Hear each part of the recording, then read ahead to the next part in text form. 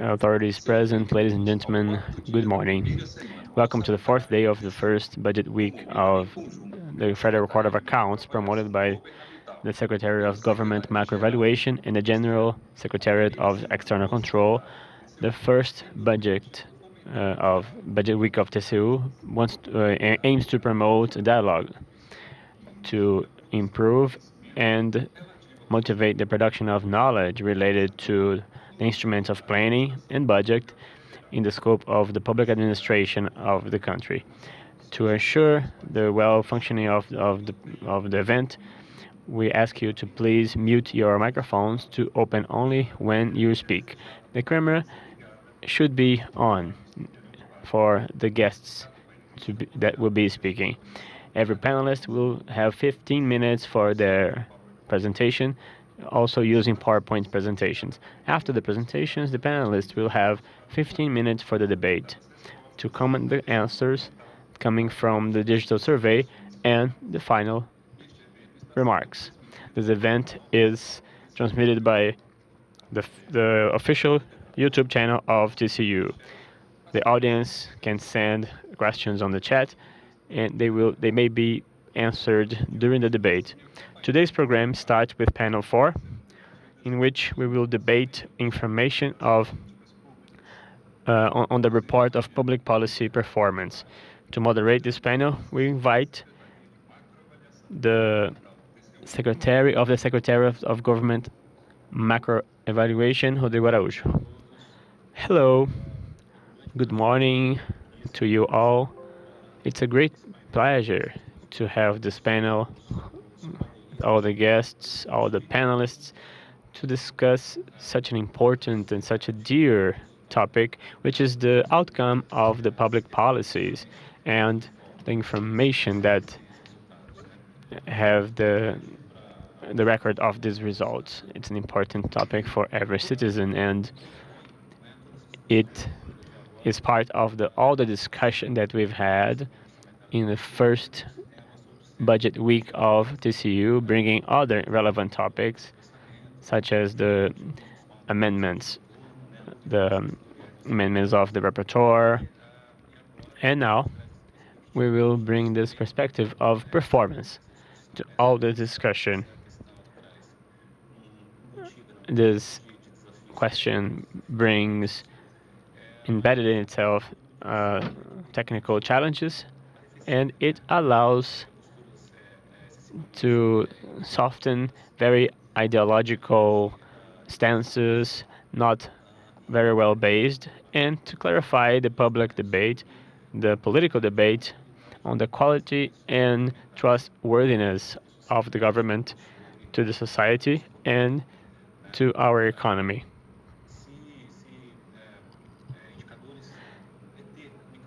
The having indicators and indices is maybe not enough to undermine some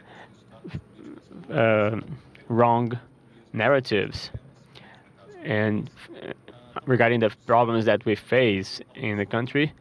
It's not even possible to combat these narratives without information, without the data, especially in this moment that we have so many a large amount of misinformation and extreme political ideologies and we have seen the need in the audit scope to bring more security regarding the information of performance that are broadcasted by the private sector and the public sector.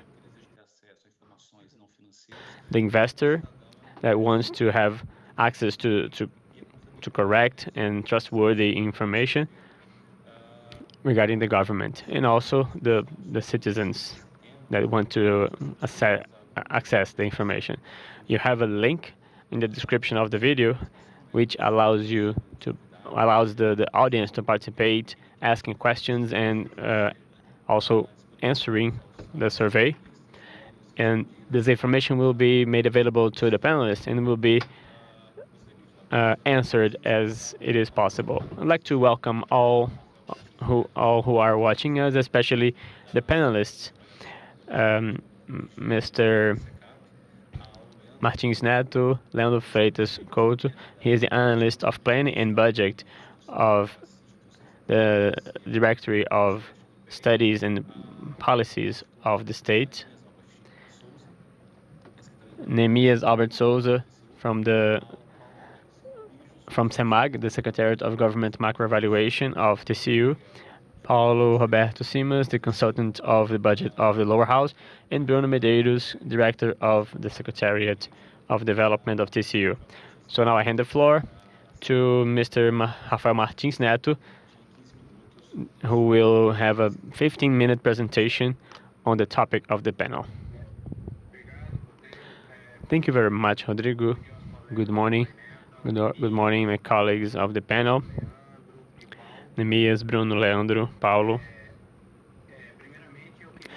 First of all, I would like to, in the name of the Secretariat, Gustavo Guimarães, he was not able to come here, so I needed to come and represent him because now he is in the lower house participating in a public hearing to present the monitoring and assessment report of the pluriannual plan.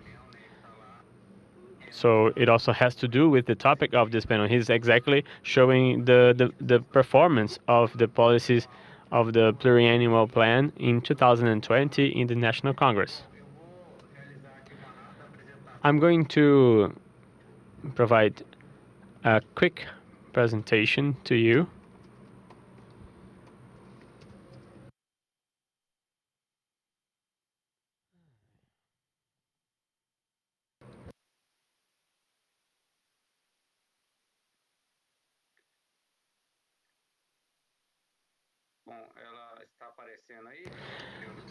I believe you can see the presentation on the screen. Okay, great. Well, regarding the information on performance of public policies, I will talk about the role of the pluriannual plan. I will share some information regarding the purpose of this plan and then talking about attributes and indicators that we monitor and assess the development, assess the performance of the PPA. This plan is on our constitution in the Article 165. The law that institutes this plan should establish in original way the guidelines, objectives, and goals of the public administration, federal public administration, and the planning of the federal government that is in the Constitution. It is based on the pluriannual plan. It has some merits because the governmental plan activity becomes a continued process. Once every 4 years, you need to develop a new pluriannual plan. And this demand makes us keep developing tools for the culture of planning in public administration. It promotes periodical discussions on the mid and long-term goals of the country. This pluriannual plan is done in the executive branch with the participation of the society. It is forwarded to the Congress where it is debated and approved. And there is the whole process of governance of this plan, also accountability and debate with the society during its execution. For different sectorial plan, there is a single language. It provides the vision of a wholeness, and it has their own characteristics of the sector and a common language to bring the sectorial plans that in some sectors can be 30-year long, and other sectors have 5-year long plan. So it is all translated to a 4-year pluriannual plan. So we will check the goals and the indicators to the PPA and organize the planning of the country. This organization is not only about the PPA, but this plan is one of the most important instruments for this purpose. As a governmental instrument, it fulfills the constitutional role to establish uh, guidelines, objectives, and goals. And to do so, it has a connection. It makes a connection between the plan of the government of the elected president with the goal of translating the government plan that was presented and the planning language with objectives, goals, and guidelines, but it also has to have a good dialogue with the public policies that are already ongoing, and the prediction of resources. That is, for the wishes and demands that were debated during the electoral period should be included in the calculation of budget resources for the period of this pluriannual plan. PPA intends to guide the work of the government in medium term, taking into account the available resources. It is a point that we keep improving. So this pluriannual plan from 2020 to 2023 was the first one having in the process of elaboration, using the as a reference the spending limit of the public administration. So it brought a good fiscal realism to us. It aims to have a focus, so it avoids the pulverization of endeavors, thinking of the main deliverables and the main commitments that were taken during the elections, and translate these commitments in clear objectives with indicators and goals for the period of this plan. So the goal is to have guidance in the allocation of resources in favor of the achievement of these goals and objectives. Once once it's not achieved, there must be an explanation for so to the society, to the Congress, and also it is a management instrument in the executive power. It aims to declare governmental actions that are going to be carried out and foster the articulation process in the federative and in the private sector for this 4-year period.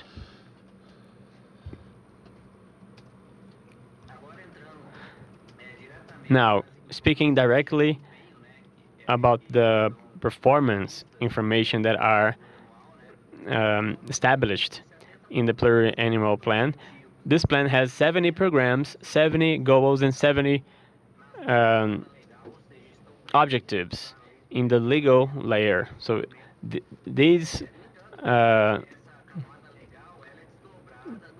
these objectives and programs and goals are in the text of this plan.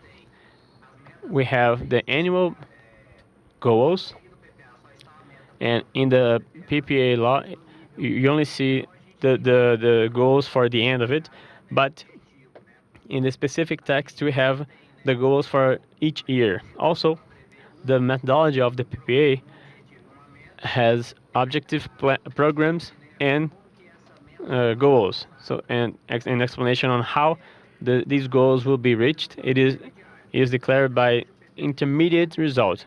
So PPA today has 323 intermediate results with quantitative goals, which are annual goals, and it has indicators to show how these goals will be done, will be fulfilled.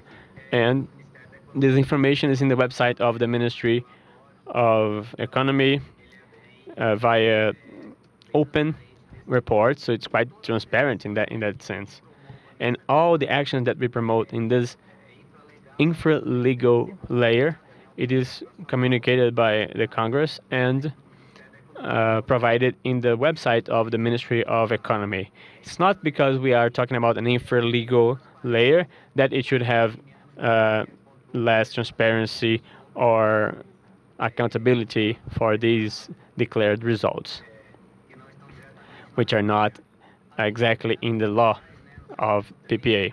Also, in this law, you have the priority pluriannual investments, in which you see in section 1 the 30 priority pluriannual investments for the period of the PPA. So it contains 30 investments that the government considers to be strategic based on some criteria. For example, the volume of available resources. So the idea of not spreading, not pulverizing the resources. So there's a focus on 30 investments in order to guarantee the maximum use and execution of these investments, and to concentrate the efforts to make them happen instead of pulverizing the resources, the financial resources that the government has to execute in a discretionary way in different types of works or projects. The intermediate results were created in 2020, that is after the publication of the PPA law, in order to have the concrete result of the plan. So it is a product of goods and services with the result of governmental plan that contributes to relevant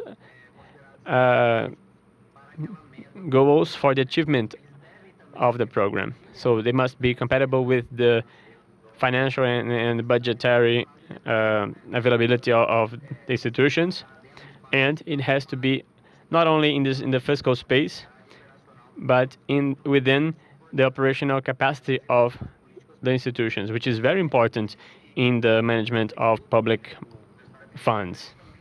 The intermediate results also has a connection with strategic and institutional plan of the institutions. So it was built from the institutional and strategic plan.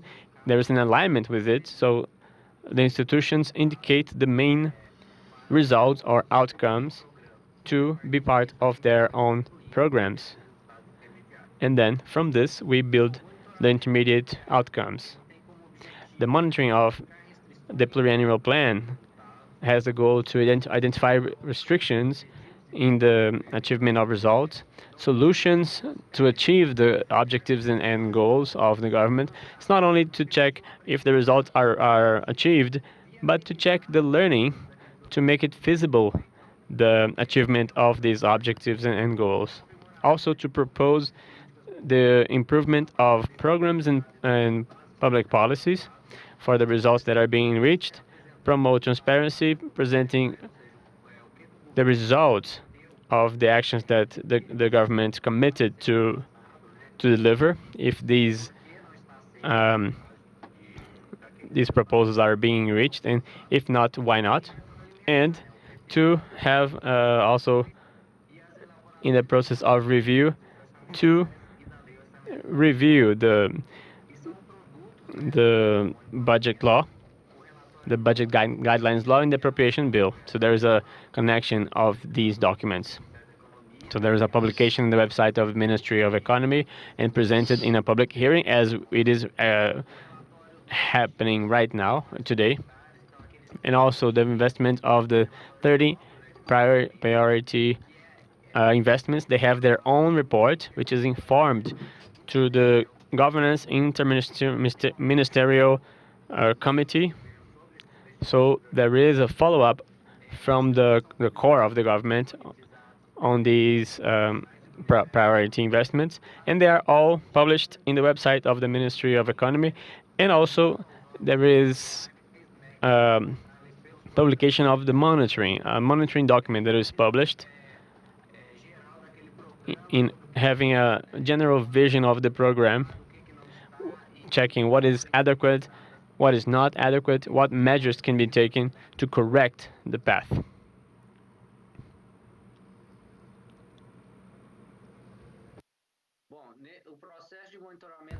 The monitoring process of PPA, we call it SEPLA or SECAP, which is the institution where I work. It's the Secretariat of Assessment, Planning, Energy, and Lottery. So we monitor the objectives, the goals. We promote forums, discussions. We coordinate all this process of monitoring of the PPA. What is monitoring the pluriannual plan? We monitor the objectives, the goals, the pluriannual investments, the priority investments, and the intermediate results. It is all based in indicators. So we have two collections per year, one in the first semester that happens in August, and another one referring the whole month, which is done by the end of February or the beginning of March. So we have these two moments of collecting the data to check the objectives of intermediate results and the priority investments. The system that makes this monitoring is called CIOP, is the Integrated System of Planning and Budget. It's the same one that we use to create the appropriation bill and the budget guidelines law. As I told you, this report is sent to the Congress in August, and it is presented in a public hearing, bringing information of development, analyzes the deliverables, the restrictions that were faced, and the regionalization as well, bringing the monitoring of the policies.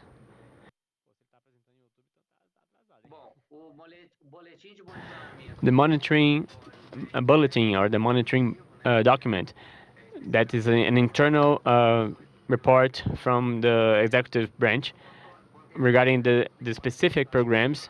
It has the analysis of the monitoring, the results of the monitoring, giving a feedback on the information that was collected from the central institution, showing the measures that are done to improve the public policies.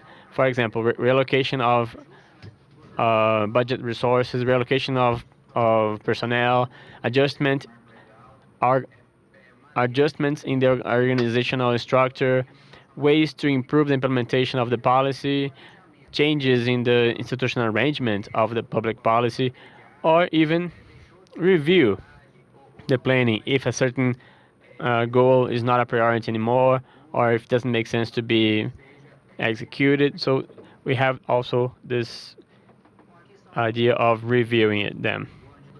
So here are some outcomes of the year of 2020, just to give an overview of the performance of the PPA in 2020. Regarding the goals of the programs, we have a reach of 43% of the goals, and 15% of them were qualitative goals. In terms of indicators, we had an improvement of 3% and 20%, worsening of 28%, and 3% of information that we could not measure due to difficulty in the capturing of the data. The main restrictions was personnel and the insufficient budget. However, we had a good volume of all the restrictions, where you can see restrictions related to the pandemic.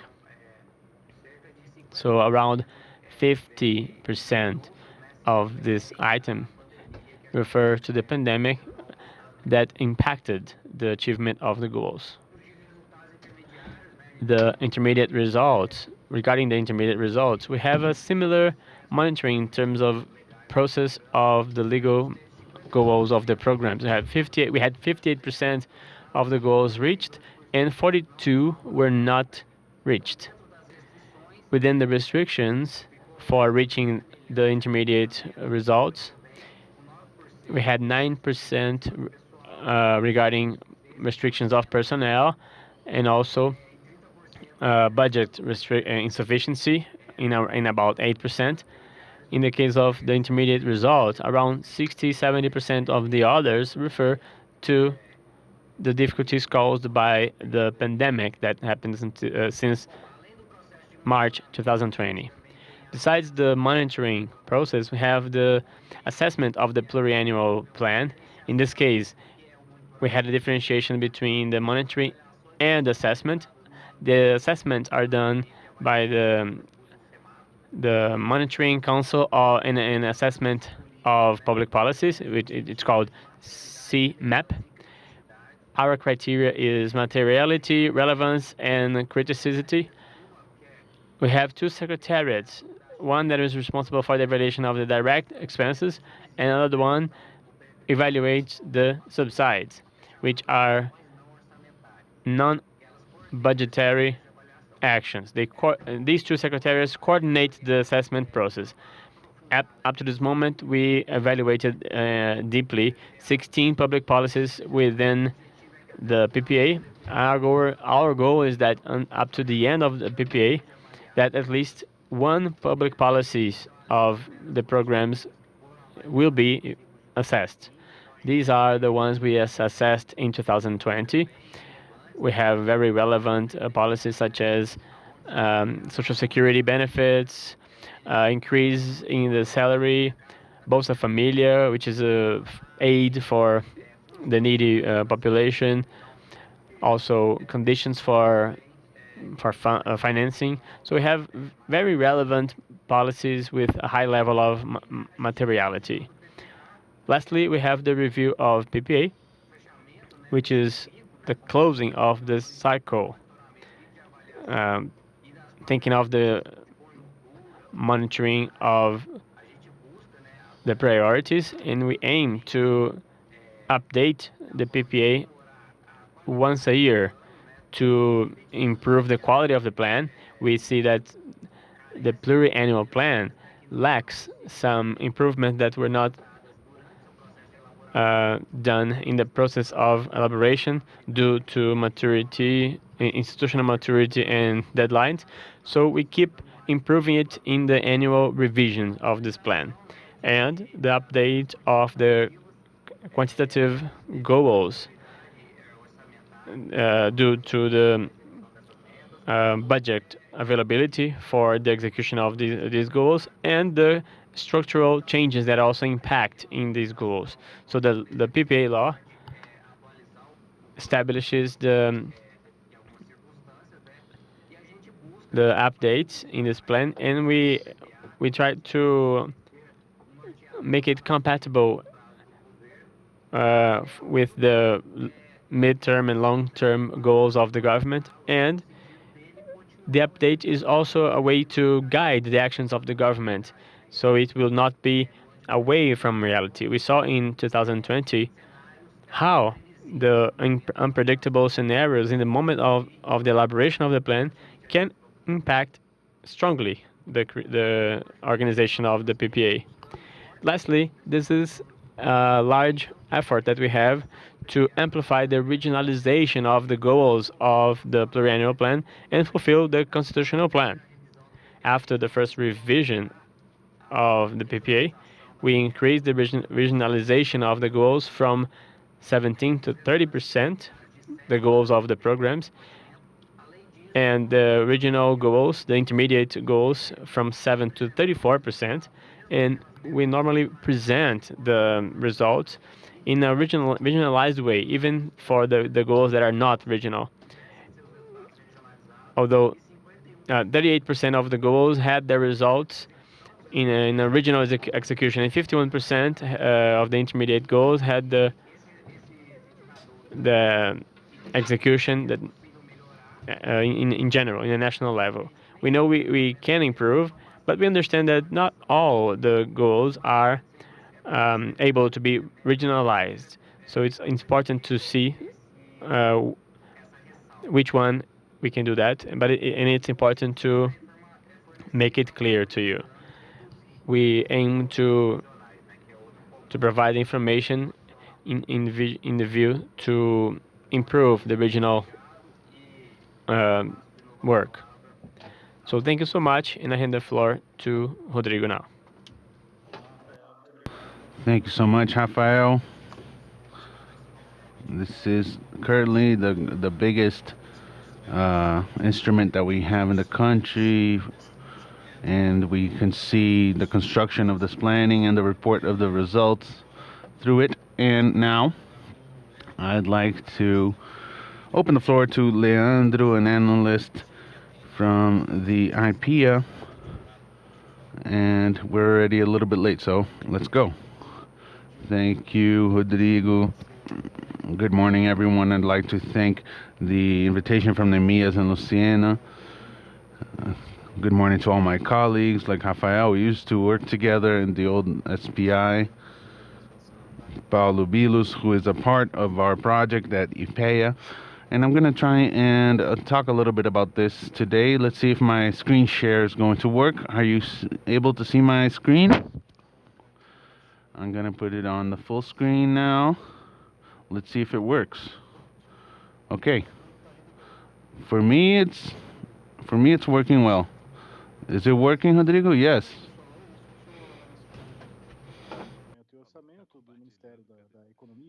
So I'm an analyst of planning and budget in the Ministry of the Economy, and I also work in the IPEA Institute, where I research on planning and budget.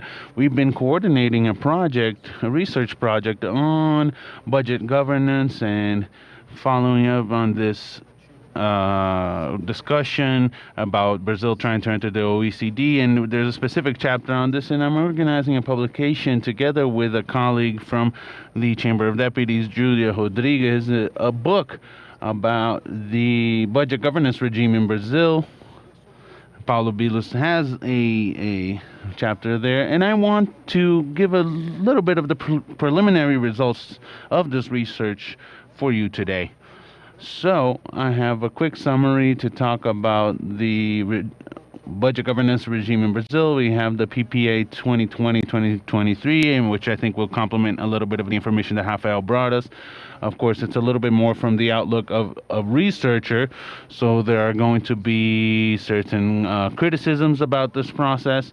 I think that it's natural.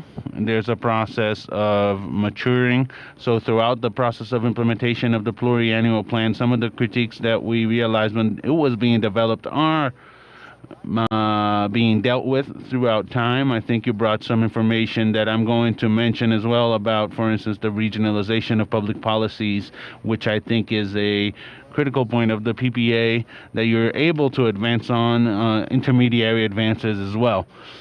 And then we're going to talk about the alignment between PPA, budget, and public policies, and then some final thoughts. I'm going to try and keep to my time, but I had prepared for 20 minutes, so let's see if we can do this. Okay, so first, this research that we have at the IPEA Institute, it brings a few questions about the set of rules regarding the budget. There's formal and informal rules, the way to interpret these practical rules, which frame the budget process in Brazil. So the first characteristic that we observed and caught our attention is that the budget rules have been changing a lot in Brazil over the past few years. Every year we have a new change, a new discussion, a proposal for a constitutional amendment, and we want to understand why this is happening, who wins and who loses with these changes. How does this affect the behavior of the actors who are in a struggle for the budget, and what are the strategies that they adopt in order to deal with this new scenario, which is in a constant movement? And furthermore, what are the repercussions of these bills that are being discussed currently on this balance, or how can we reach a better balance? I think that the Paulo Bijo's text on my book will go exactly in this direction, bringing new tools like the MDF or the spending review, which could be possible solutions for this path. The first step of this research was to try and characterize what the budget governance regime is like in Brazil. So the whole project has a few views about it, points of view about it. We have the point of view from our colleague who is the budget consultant from the Senate, Rita. She has a characterization of the budget governance regime in Brazil based on the OECD principles. So what I bring to you here is another characterization that I did with another colleague of ours, Leonardo Caivas Barcelos, about a characterization about the current budget governance regime based on principles of El Nostrum in order to characterize public asset governance regime.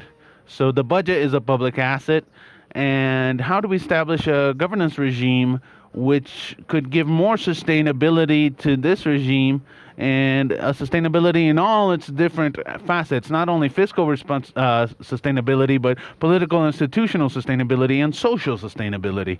And therefore, we characterize this current regime of budget governance based on 12 principles which Eleanor Ostrom brings us, and we gathered these 12 principles in five big groups. We have delimitation specification, in which we have two principles which are about the delimitation of resource borders and delimitation of user borders. And here I wanted to call your attention to a fact, because exactly in this point, this is where we evaluated the characteristics of the current PPA, the characteristics of the budget, and we understand that this is one of the characteristics that really mark the current regime of budget governance in Brazil, with a low level of delimitation and specification due to this methodological simplification of the plan, among other reasons as well, which I'm going to try and detail later. And then the second group is congruence and realism. And this is also low. This means adaptability of the rules to local and sectorial conditions due to the weight of Constitutional Amendment 95, which is the central framework for our budget governance regime, which we call the new fiscal regime, which is the big norm, which really is the framework for the budget governance regime. And then the next one is decision-making inclusivity. That is, what is the participation of stakeholders in the definition of rules and in the allocation of resources? So we have another block on control. So how is information distributed for collective decisions? What is monitoring by users and resources, for users and resources? How do you create a structure of gradual sanctions inside the very regime? And then fifth group about coordination of complexity. That is, how is it that this budget governance regime deals with conflict resolution, with legitimacy on deciding and organizing, and on coupled governance? So this has to do with issues of cooperation, coordination amongst the stakeholders that are part of the budget struggle. And these are the scores that we gave after an application of the evaluation of the degree of intensity with which each one of these principles and these groups are revealed in our budget governance regime in Brazil. And we have this picture in which the principles related to control are relatively high. We do have certain very we have grades that are a lot lower in relation to coupled governance, the congruence between users and resources, and adaptability, and also in the delimitation of borders, boundaries between resources, which is an important marker of the system. So what are the main characteristics of the budget governance regime in Brazil? First, there's a greater protagonism of legislative power and control institutions. I think that the weight of the Congress amendments to budget gives the legislative power another kind of power than what we'd seen before. Control institutions as well, like Rafael mentioned, the participation of the CGU, SIG. So control institutions are being brought into the government nucleus, and they are participating in the definition of the rules. The TCU had a very important role in the definition of the governance politics of the federal executive government in a bill that was forwarded. And then we have the creation of new institutional actors like the independent fiscal institution in this line of having more power of the legislative power. We have CMAP, which Rafael has been mentioning. We have the formalization of the executive budget execution junta, and it was formalized by a provocation from the TCU. And it is also characterized by a low adaptability to local and sectorial conditions, a low congruence, as we characterize in the regime, due to the weight of Constitutional Amendment 95. There is a fragilization of instruments and planning institutions and instruments. The federal government wanted to take away the planning from the Constitution. These planning institutions have been reformed, the secretariats of planning, the Ministry of Planning. There's been another reform in the structure of the ministry, and we still are not sure how this is going to be. There is the delimitation of boundaries between resources is deficient currently due to methodology, and there's low incentives to cooperation between actors and stakeholders. And so I wanted to comment on all these points based on a very quick analysis on the PPA. I think Rafael mentioned a lot about how they're trying to evolve, but in fact, we have four foundations here on which the development of the PPA 2023 was developed. I'm going to comment two of them, which are methodological simplification and results management by results. And there's also this growing closer together of planning and execution. So this methodological simplification through which the PPA went created very generic programs, and each program only represents one guideline and one goal. And this made it so that the programs, even though there was an attempt to recover the logical model for the construction of these programs, this was in fact a great loss of the plan. This is the way I see it. I think it went a little too far in this idea of methodological simplification. Rafael mentioned this, but since they are evolving, I wanted to point out that the process of developing the plan, only 11 programs.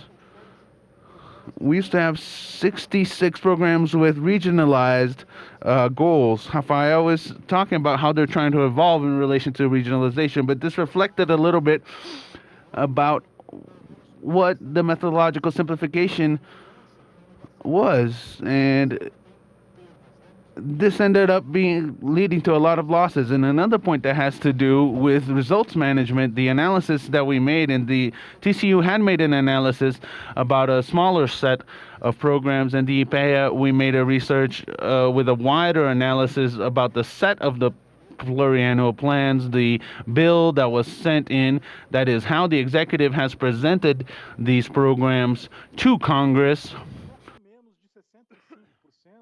A little under 65% of the programs had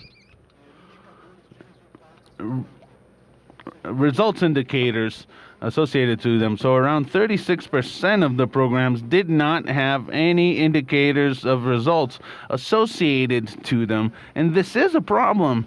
And I think it's a very serious problem. A serious problem that the Ministry of the Economy tried to solve. I think it was a good solution through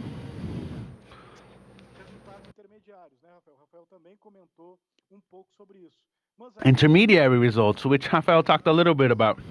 So that's another point that I wanted to talk about, this idea of the approximation between planning and execution.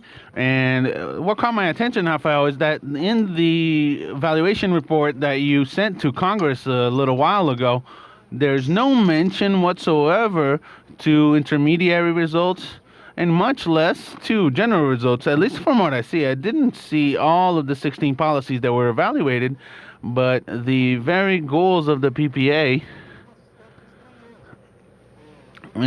were not there. And this made me think it was a little bit weird because we have a report evaluation of public policies, which I still think need to evolve a little bit. We've been discussing and participating in debates with Samagi to evolve in relation to this issue. But I think this is a big problem nowadays because if you have very generic programs, they hide, so to speak, public policies which are very complex.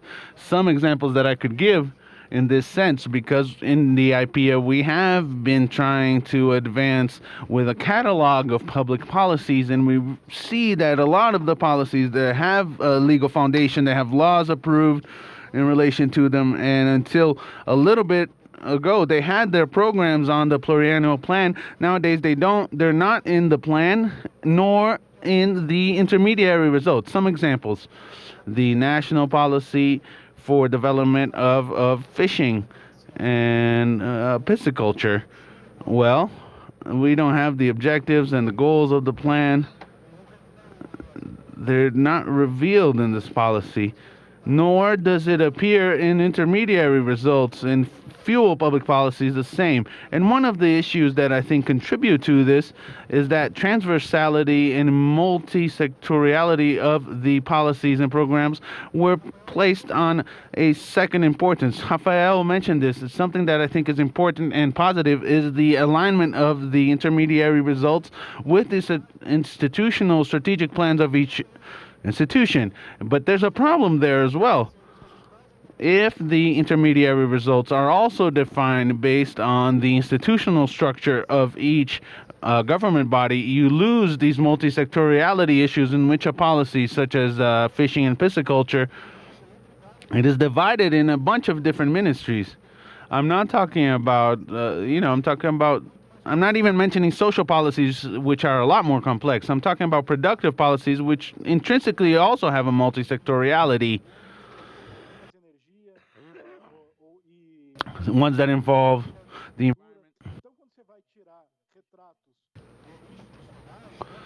and all these intermediary results, you lose all this information of multi-sectoriality. I think this is a loss in which we need to evolve in the development of the next pluriannual plans. Congress has been repeatedly asking the federal government to make these public policies more explicit, and this has been a hard time for the executive to follow up on this. Another point that the TCU has been mentioning a lot has to do with tributary expenses, both in their relation to policies and in their use, which is another very difficult exercise. And I think that we have a challenge ahead of us in relation to this. And based on Constitutional Amendment 95, what we have seen is that between those strategies which the sectorials have adopted due to the limitation of the growth of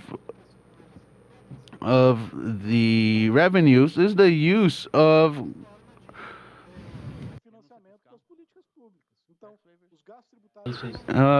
tax waivers. So the expenditures have been raising both relatively and absolutely. Another point which has been interfering in this issue relating to the delimitation of resources inside the budget governance regime is the budget itself. What we're seeing in this micro budget reform, which is also being discussed in our project in the chapter from another group of colleagues from the ministry, Luis Verde and Haroldo, who worked on this micro reform of the budget in 2013, is that today, at 8 years later, the treatment of the budget plans is very heterogeneous, and this makes it very hard for us to get the public policy performance information. So a very generic PPA with budget lines that are way too wide, and if we don't know the results, we create a certain margin for people to do it as they will. And in the Estadão newspaper, we saw that these amendments are probably being sold. I have a specific point of view in relation to Congress amendments. I don't think they're necessarily bad. I think we need to think about the rationality of the planning of the executive and the rationality between Congress amendments. I don't think they're necessarily incompatible. I think that we need to study this further. I think that amendments can have positive results. It's I'm gonna leave this as a future agenda, and actually, this is how I'm gonna talk about my final thoughts.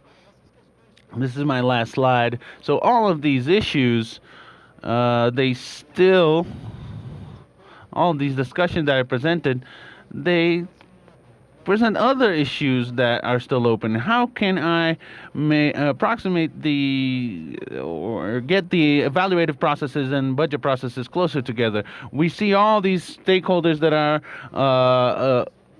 We've been talking to all the stakeholders that are involved in the budget process, but it's been very hard for this to happen due to the weight of the legislative power and of Congress amendments and the imposition of certain areas in the budget. I think it's important for us to have a special look on Congress amendments in terms of results, of performance. Another discussion that we are trying to also foster based on this project is in relation to participative processes. We had a reduction of participative processes in the executive power. We have been seeing an increase in the participation of the legislative power, and maybe we could have participative processes on the legislative, so we could have like Congress amendments which are participative. So there's a variety of methodologies, and we need to discuss this a little further.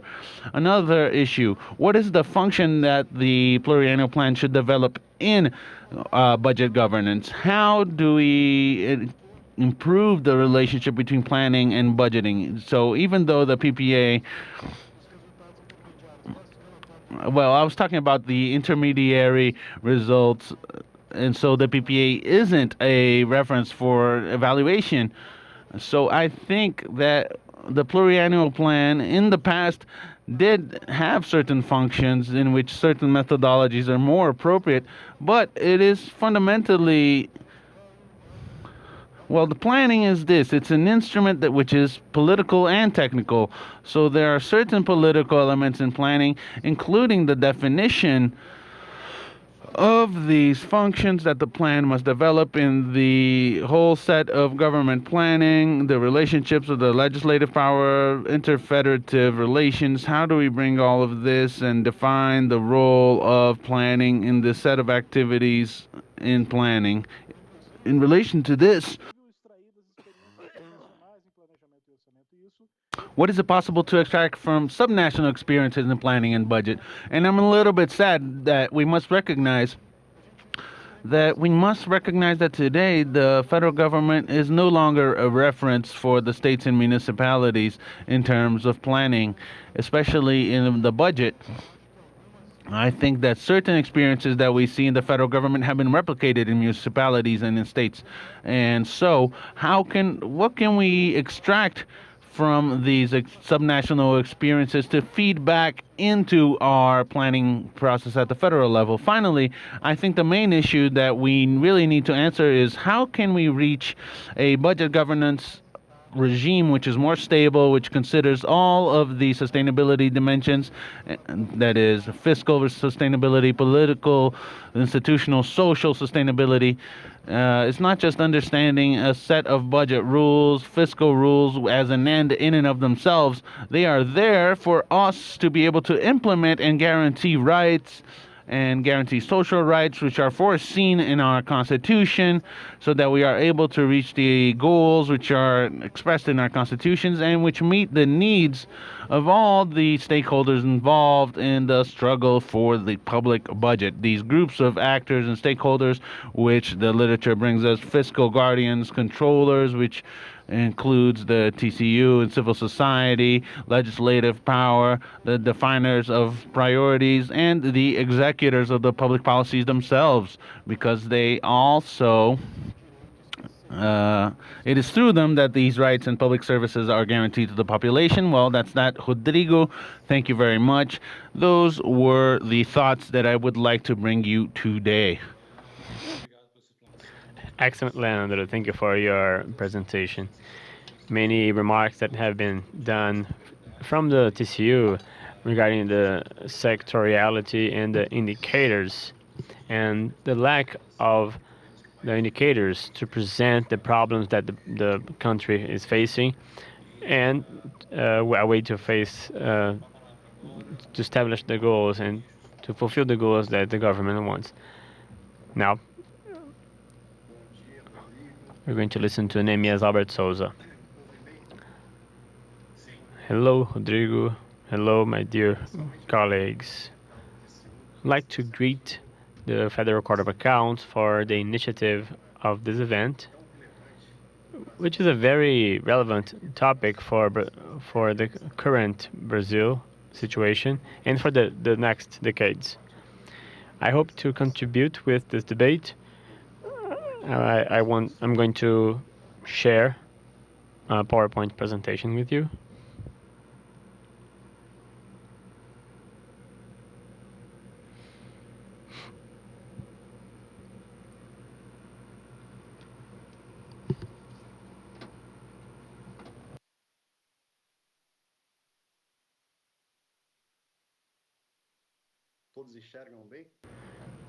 Can you all see the presentation? Great.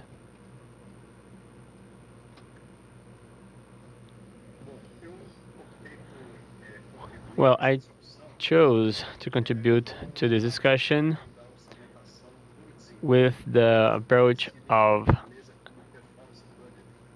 the I chose to talk about the performance budgeting.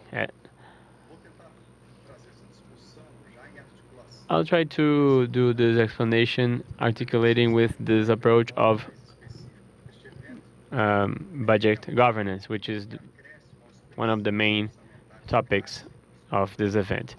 According to the classic budget principles of the universality, OECD systematize a set of governance principles, budget governance principles. The eighth principle specifically, I think it's the one that most relates to today's panel, reads that the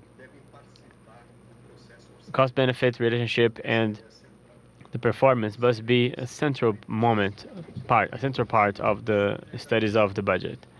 And then we ask ourselves, how can we promote the integration between these two processes, the assessment and the public budgeting? What is interesting is for the construction of this bridge, there is a whole specialized literature that deals with the budgeting by the performance budgeting, which is defined by OECD as the systematic use of performance information as a subside for decisions in the budget process. We see as a growing movement in the recent years to promote the public policies. We have seen a very interesting presentation from SECAP, our colleague from SECAP, and I see that the performance budgeting approach can help in terms of demand for the use of this information.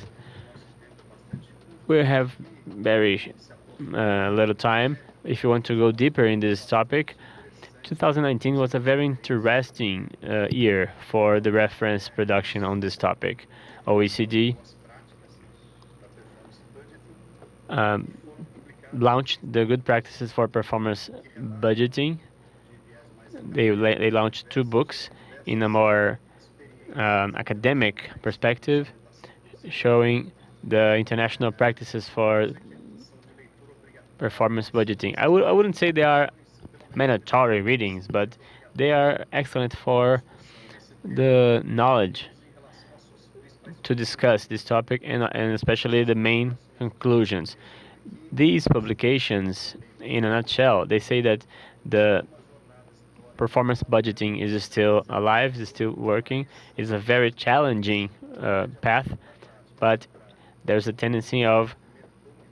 dominant movement in terms of not abandoning this practice, but to correct mistakes, overcome challenges, and bring more life to this approach. One of the explanations of the longevity of the performance budgeting is on the power of promoting transparency. We know that the society wants that, and I insist having this topic as something very relevant for the future because the society wants to know what is being done with the public money. Regarding this OECD publishing specifically, regarding the good practices, I think it's number 6. They talk about the performance done in an articulate way in the ex ante and ex post point of view, but also with the review of expenditure or spending reviews. And it is an important point. But what the difference between these two practices is that the spending reviews have a specific focus on the creation of fiscal space, either to reduce expenses or to open space for the budget to contemplate new priorities instead of others. And here, a few remarks on why this work, why this name performance budgeting and not budget per result. I think thinking of results, thinking of the basic equation is that the allocation of resources for more or for less should be linked to a result variation. In the moment of the approval of the appropriation bill, it is really relevant, but it is not all. Of course, what brings awareness to us in this moment of the budget reflection on the budget is the different economic challenges that we have. I brought some examples that are articulated with the planning reasoning. For example, the PPA reads that the rate of illiteracy, functional illiteracy, should be around 9.2%, which is less than the 14.1% that we have today. So this is a way to show that the budget can really bring positive results to the reality. And the public budget does not has to think of other measures of performance. We have the 5E of performance. We think of economicity, effectiveness, efficiency. They are all important.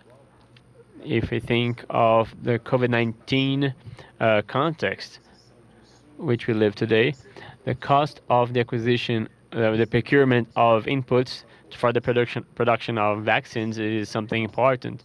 The efficiency between the products and inputs and the amount of vaccines that are applied and the results in terms of effectiveness of immunization and the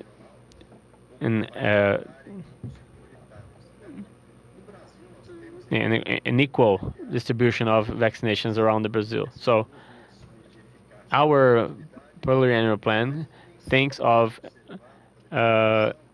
efficiency and effectiveness, but today's law, today's budget guidelines law, they think of the efficiency, which I think is correct because it is connected directly with the government of civil servants, especially politicians. This is an example of the budget of 2021. It is at least the version that was approved by the National Congress and was sent for the approval. In the scope of the NIT, which is the National Department of Infrastructure and Transport, it is the adequation of a segment of the road in the state of Rio Grande do Sul of 116 million reais for a correction of 33 kilometers of road. So we have a strict association thinking of the ending action between resources and results. So this ratio already existed in the pluriannual plan, and today, due to the degree of generalization, this more direct ratio between resources and goals or end results does not exist. Of course, in the scope of the appropriation bill, we cannot interpret these elements as loose pieces. They are part of public policies, part of programs. And these goals in Brazil, we chose to use a model that divides this reasoning in two parts, and it brings complicated consequences, in my opinion. People think that there is a culture of the actions, thinking of the PPA as the result. To me, it should be all the same, included in the same thing, as most part of the countries do. And here we have this constitutional option to have one more law to do that. Our national model is quite uh, unique. And one of the alternatives is that the wrong interpretation that the budget is a law of means. By a more contemporary perspective, think that it is a law of ends. So in the external control, and TCU pays attention to this fact as the uh, the part of appropriation bill to be measures that contribute with the increase of the effectiveness of the governmental action. I would like to bring this discussion to the scope of the legislative branch. I'm counting the time, but please interrupt me in case I forget about it.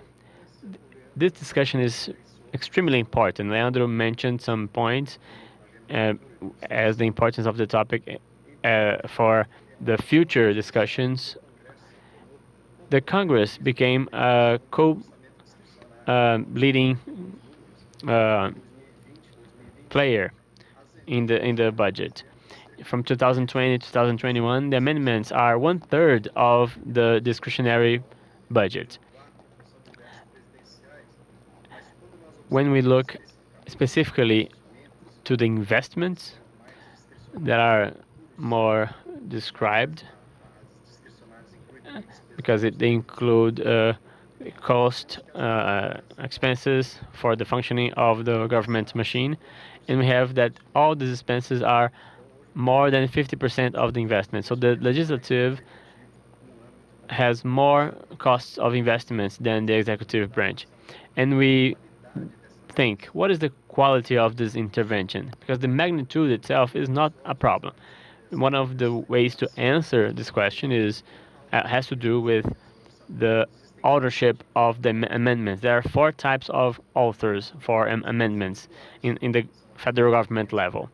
We have the individual uh, amendments, the state political groups uh, that can be from the lower house or the Senate, and the commission, the permanent commission amendments, and the general rapporteur amendments. What really calls the attention when we observe the participation of in these amendments is the lack of proportion between the permanent commissions and the amendments of the rapporteurs. In the initial budget of 2021, there was an unprecedented fact. The permanent commission amendments were like or 0%, and the rapporteur amendments were dominant, over 50% of the amendments. It has a very relevant contradiction. The specialist, the specialized amendments of public policies are the commissions, the permanent commission amendments. So infrastructure and education and other points should be done by the permanent commissions and not only one author as it is today. It's hard to imagine that only one author has the specialized knowledge of all public policies. And I think I see that the public debate has got lost in this discussion, understanding that equation of the situation should be done by the rapporteur. Well, it is an important aspect, and we need to advance in the promotion of transparency in every area, but it is far from resolving our problem. Let's suppose that it was done, and the general rapporteur still had the attribution that is typical from the permanent commissions. The problem would still remain. and there are different theoretical explanations for that. This was one of the points of my master's degree dissertation, and the definition of the budget is done by the new institutional distributive perspective call, called pork barrel spending. In the US, there's something similar, but it's far from having an institutionality as it is in Brazil.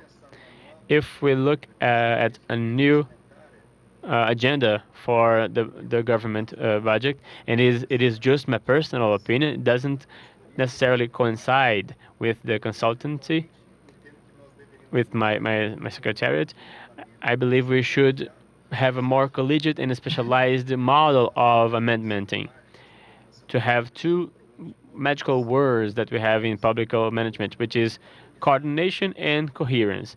So today, every congressperson is concerned about their own amendments, and I think this having a collegiate, the commissions would be the authors of the amendments. So this is the path that I think is really promising to for the thematic commissions in the budget process, which would create better conditions for the public policy report should be done by uh, TCU and the IPEA Institute, the academia, that could be discussed with the commissions in public hearings with the participation of the society.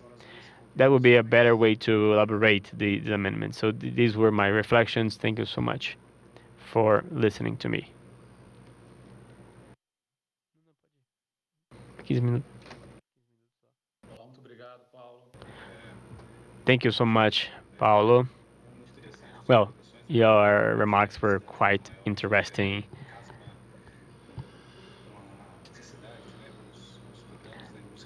We can say that the multi-sectoral programs could have a better coordination and coherence, as Leandro mentioned as well.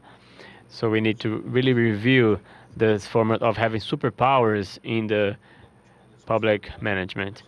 Now, back to the discussion, we will hand the floor to Nemias. He's an auditor of the Secretariat of Government Macro Evaluation. First of all, I'd like to salute our moderator, Rodrigo Araújo Vieira, as well as Rafael Martins, Leandro Freitas Couto, Paulo Bijos, and Bruno Medeiros. Also, I'd like to mention the excellent level of the debates we're having this week. And in the name of the director, Luciane Pereira, the director of planning, I'd like to salute everyone who has been engaged in the organization of this event. It has been very successful.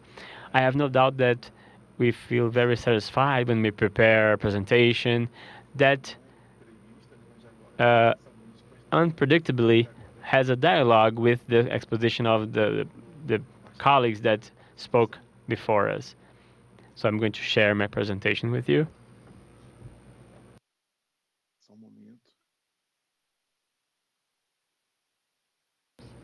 Just a moment, please.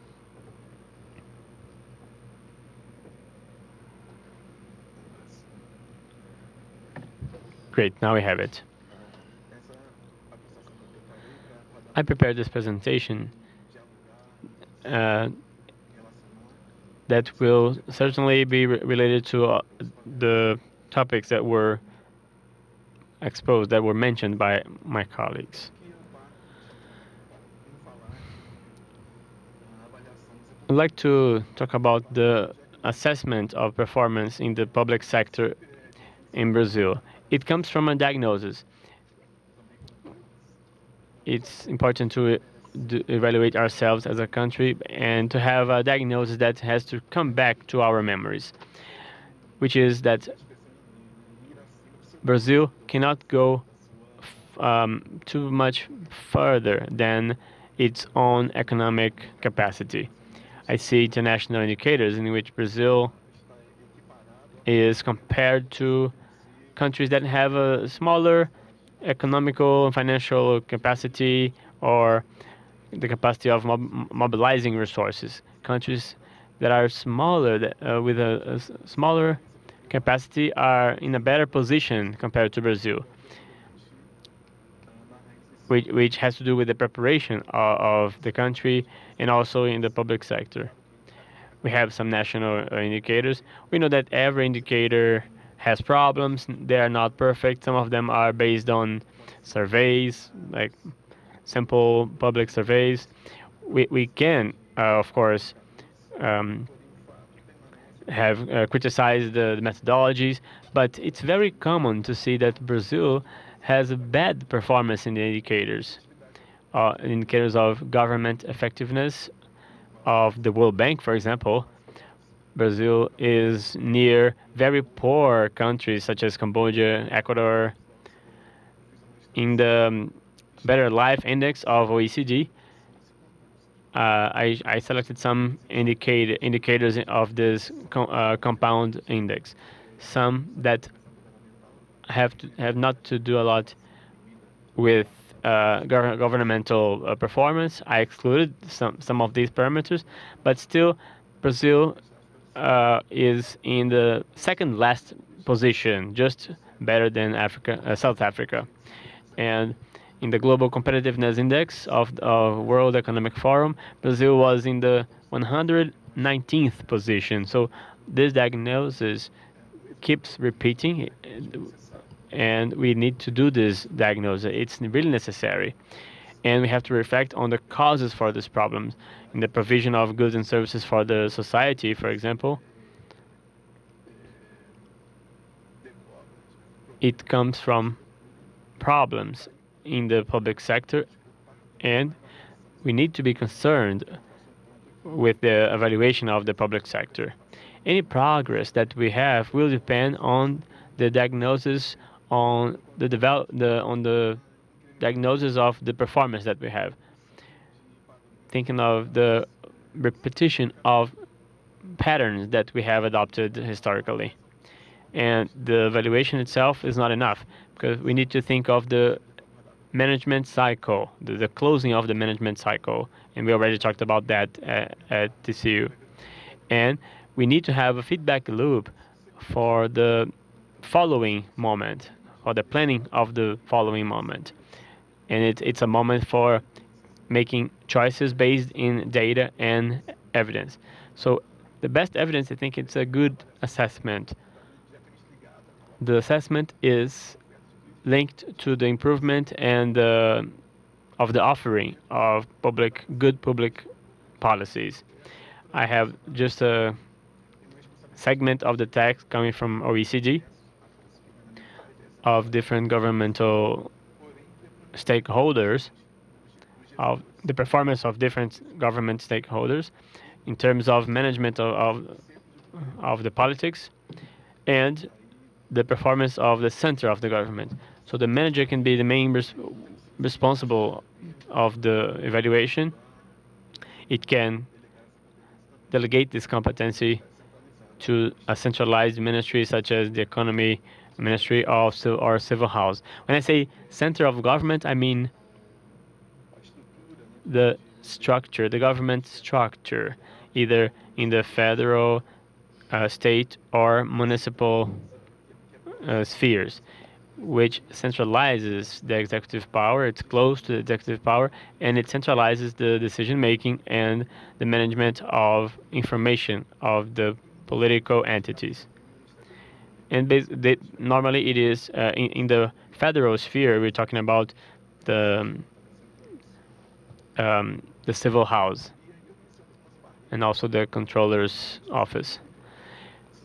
I'd like to mention some barriers that we see in the assessment of public administration, which is based on experience. Many people who work with control and reflection of the public sector have to face the problems that I list here. The first one is availability of data. Brazil improved a lot in terms of the availability of public data. and there is an important position in the world, but doesn't mean that the country reached an optimal uh, point. There, there is still failure in the availability of data, some a problem of incompleteness uh, having incomplete data, and sometimes duality of the data. And I talk about specifically the duality called health and education. They are both social public policies. They are very important for the population in Brazil, mainly in charge of the public sector. But we have this culture of availability of data in the health sector that is stronger, much stronger than in the area of education. So we have this contrast, and throughout the time we have seen an improvement in the availability of data for education, but still we see this historical duality, which shows that even in social areas of similar need and demand, there is a contrast between these two sectors. So it is another barrier is the absence of previous definition of norms for each entity to know what is their role, and also the role of assessing, because we make decisions based on the assessment. If there is no definition of roles or responsibilities, someone may say, I didn't know I was supposed to perform, to execute this policy. This role was not defined previously, so I didn't prepare myself. So it's important to define these roles and responsibilities since day one.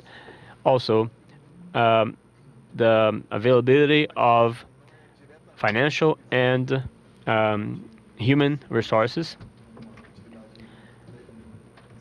We see this around the world, this difficulty around the world, and we have the feeling, in Brazil, we have the feeling that we are competing for scarce resources for the fulfillment of policies, especially in the evaluation that is done by the managers.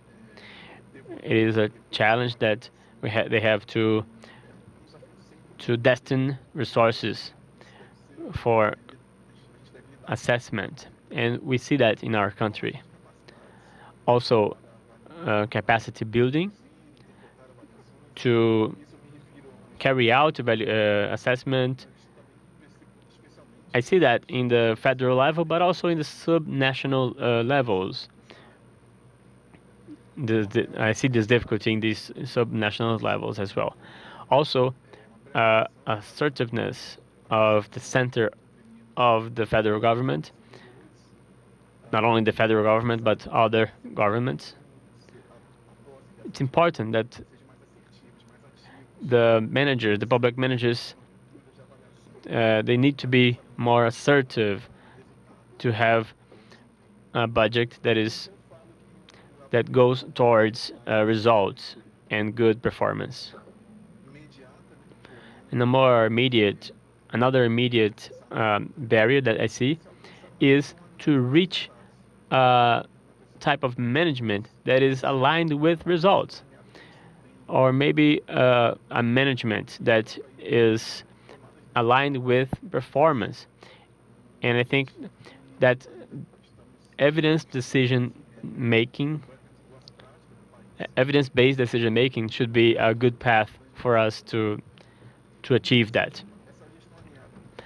So the management aligned with results or performance will help us to solve the rent seeking or the incremental logic. We could overcome that.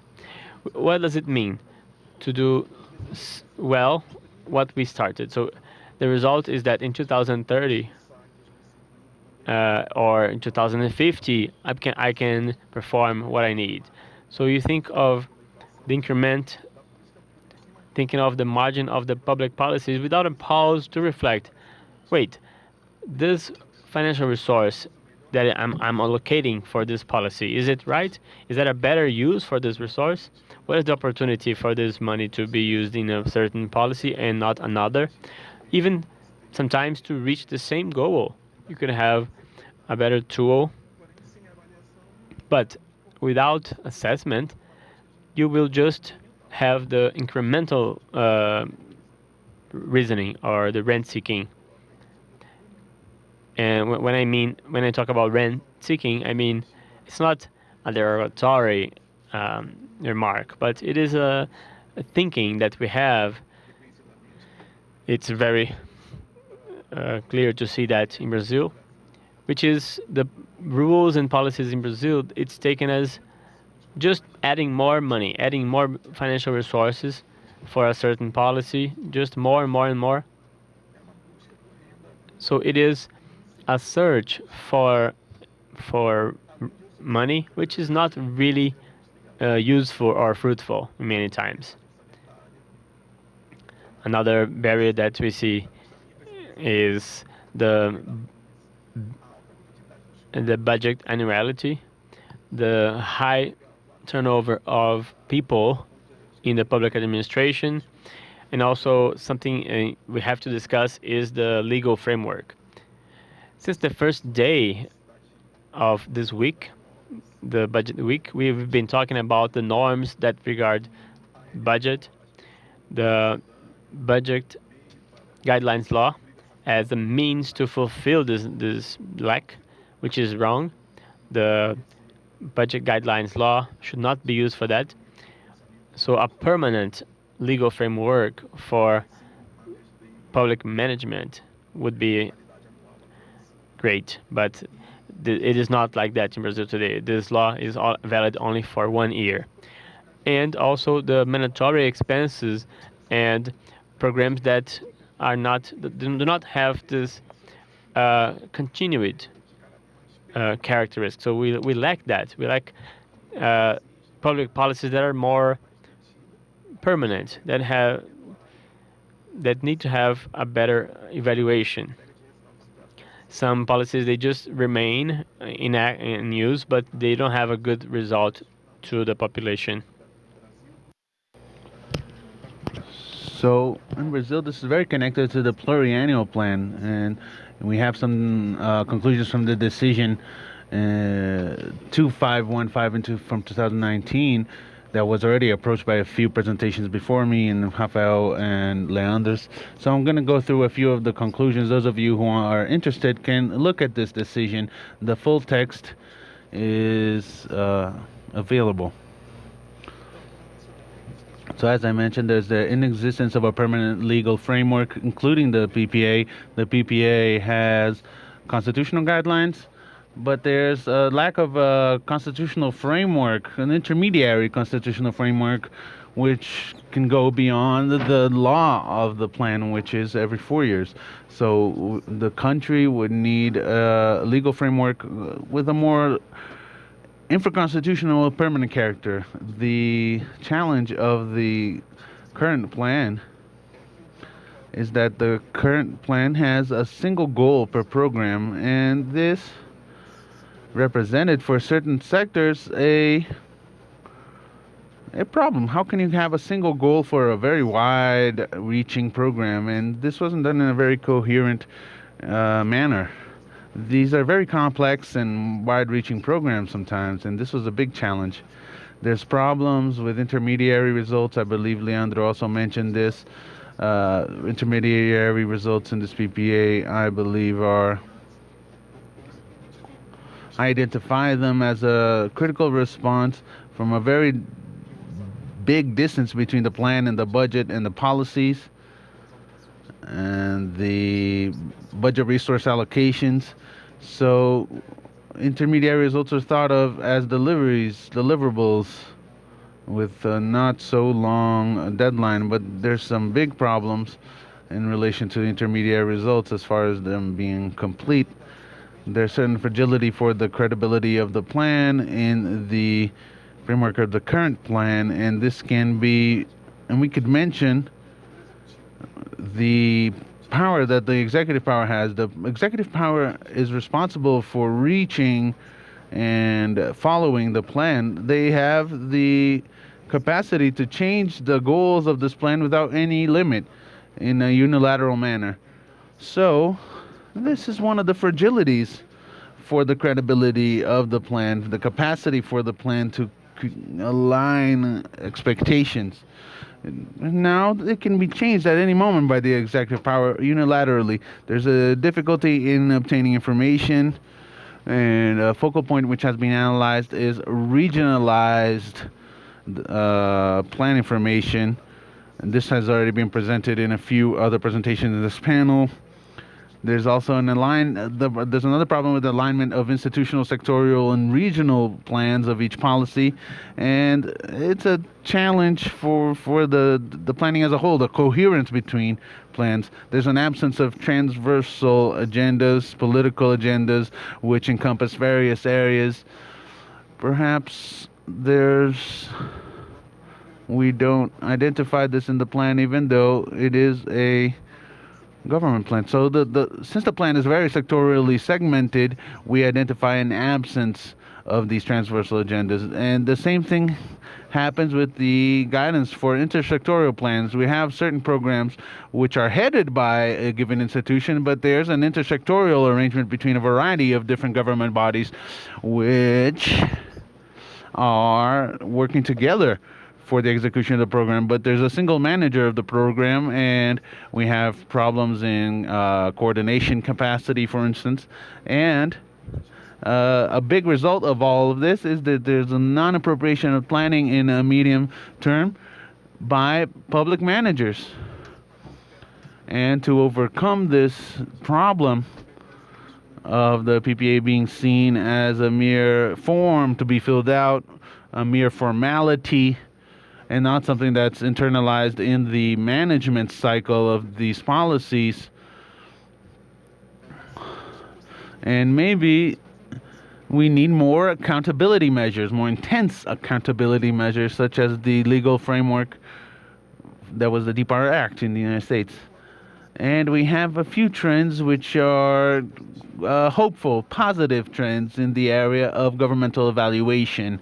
I would like to bring Constitutional Amendment 109 from 2021, which deals with the need to evaluate policies. I also would like to mention Law 14129, which is the digital government law, which approaches the need of public policies to plan based on evidences, which is something very desirable. And Decree 9834, which has to do with the creation of public policy evaluation and monitoring councils. And for us at SEMAGI, we have SEMAGI, which has to do with expenditures, and SEMAS, which has to do with government subsidies. And now I would also like to bring 3 reference documents in the federal government. We have the practical guide for ex-ante evaluation, there's the ex-post public policy evaluation guide, and there's a Brazilian guide for data analysis. These are the reference documents. And finally, I'd like to talk about wider public administration challenges for the future. So we have the restructuring of the very model of the public budget. This was dealt with in Paulo Bijo's presentation. How can we think of this model once again? Because this model has been showing that it's got serious problems. And within this restructuring, we should go towards something like the MTF, something closer to what the OECD recommends as far as budget. We should have periodic spending reviews, which are also in dialogue with the evaluation of public policies, and they'll allow us to rethink continued policies. Better information for decision making. Like I said, this is still a need for us to have better information, regionalization of information, information on regionalized politics and policies. But this is not the rule yet, unfortunately. We don't have information on the planning and deliverables of products in a regionalized manner.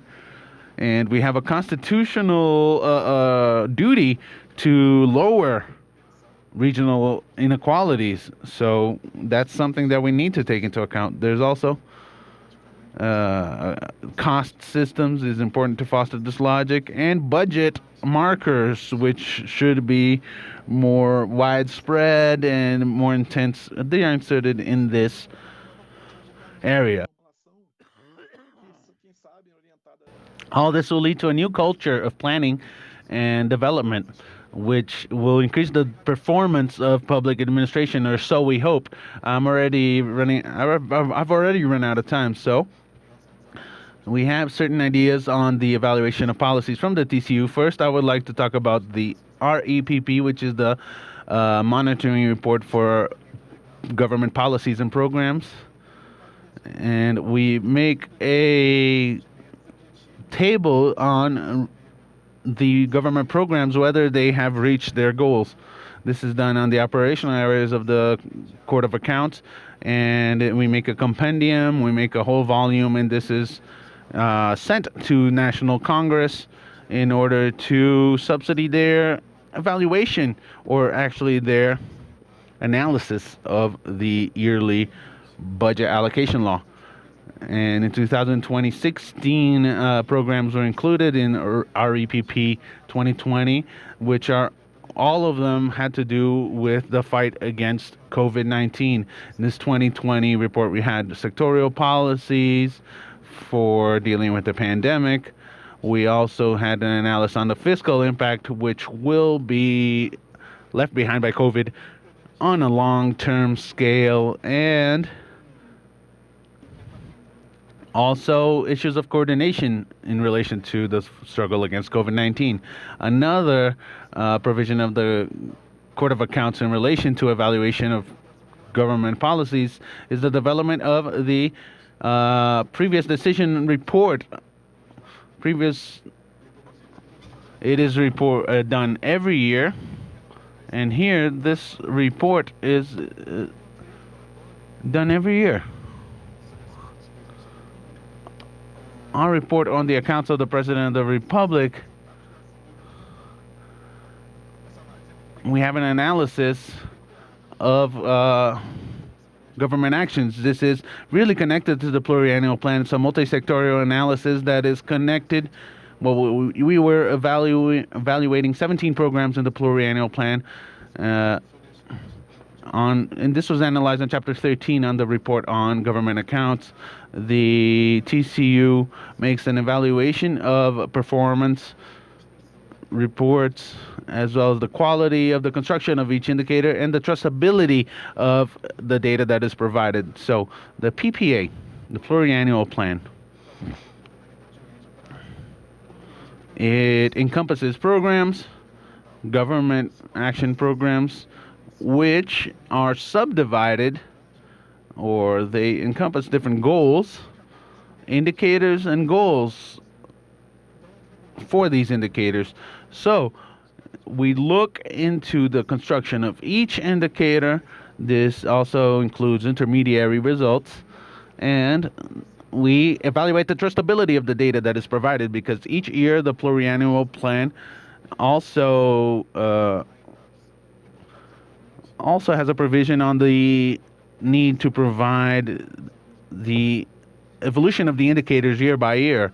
And there's also a verification of results of the policy. So we look beyond looking at the indicators and the trustabilities. We also analyze the results that were reached by this policy, and this evaluation is carried out by the TCU, and involves both the goal that was informed and the result that was informed by the executive power in the environment of the pluriannual plan, as well as external indicators from civil society, indicators produced by think tanks and academia, as well as through Court of Accounts research that might give us subsidies to have a better analysis. And this is in chapter 3 of our report.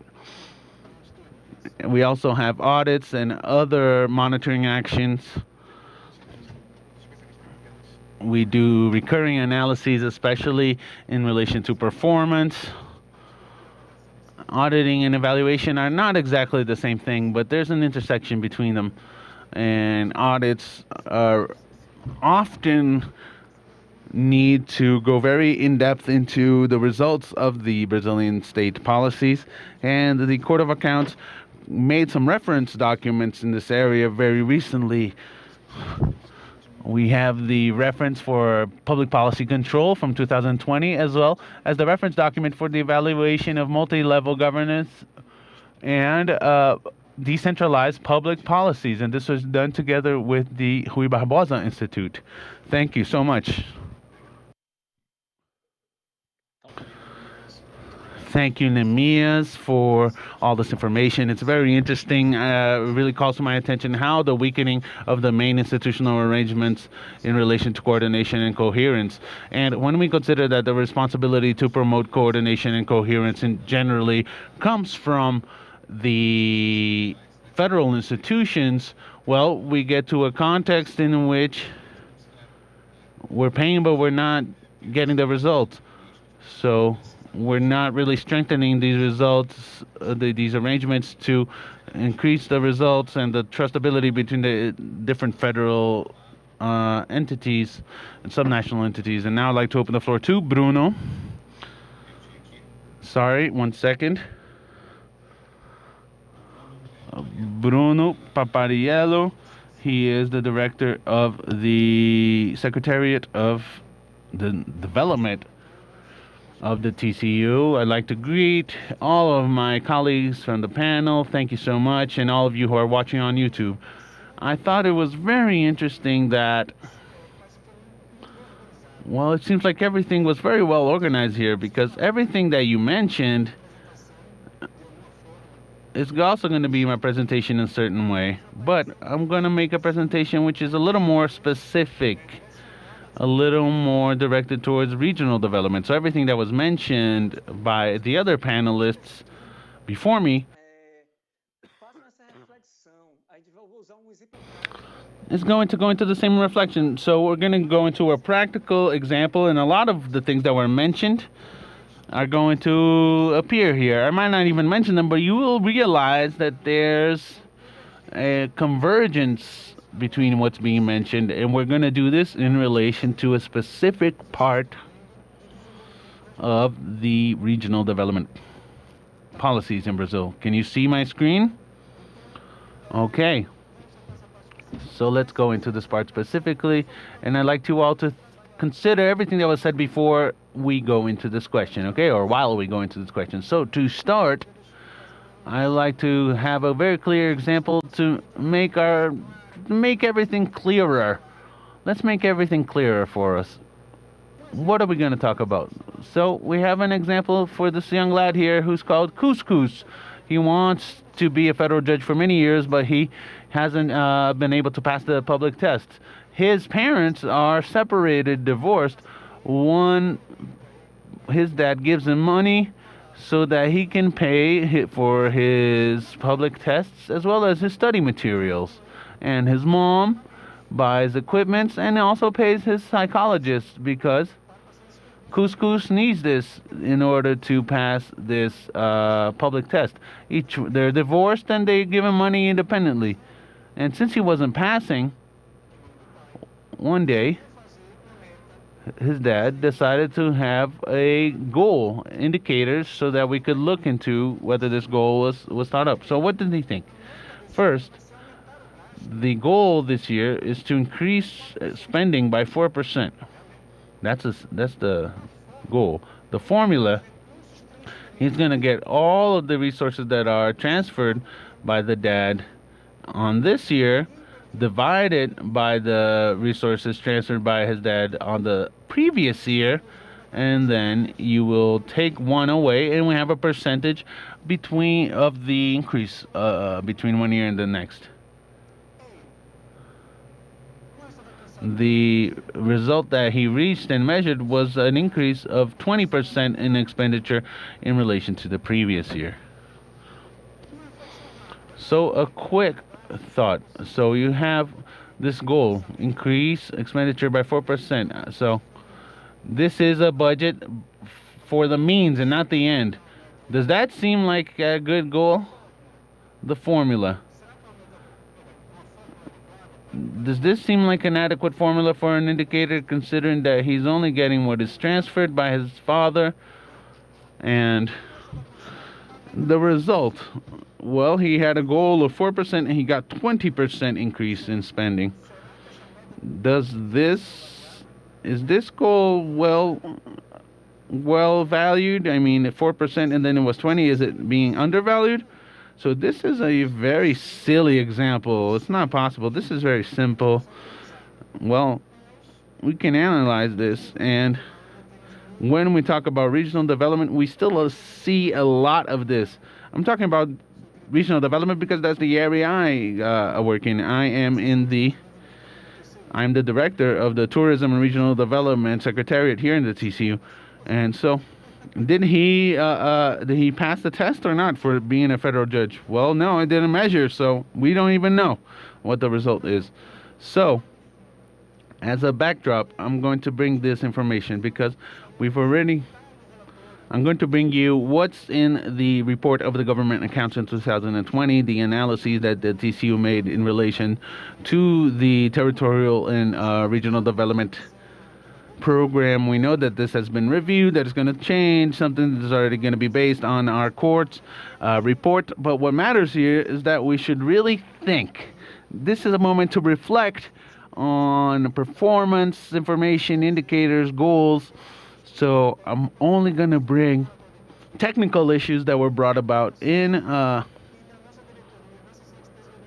the accounts, government accounts analysis, and in other analyses that we made in relation to regional development. So in the PPA, for regional development, we have the goal of increasing 4% the interiorization index of the financing for regional and urban development, which is the IFDRU, in the north, northeast, and center west regions, and focused on medium-sized cities. So this index, first of all, it measures budget actions. And budget actions, see what was spent in these medium-sized cities. And this is, why is this interesting? This is interesting because it's an attempt to decrease intra-regional inequality as well as regional inequalities. Okay, so based on the numerator being the spending in these regions over the total expenditures of the program. The court looked at this goal and considered it to be inadequate in the report. Why?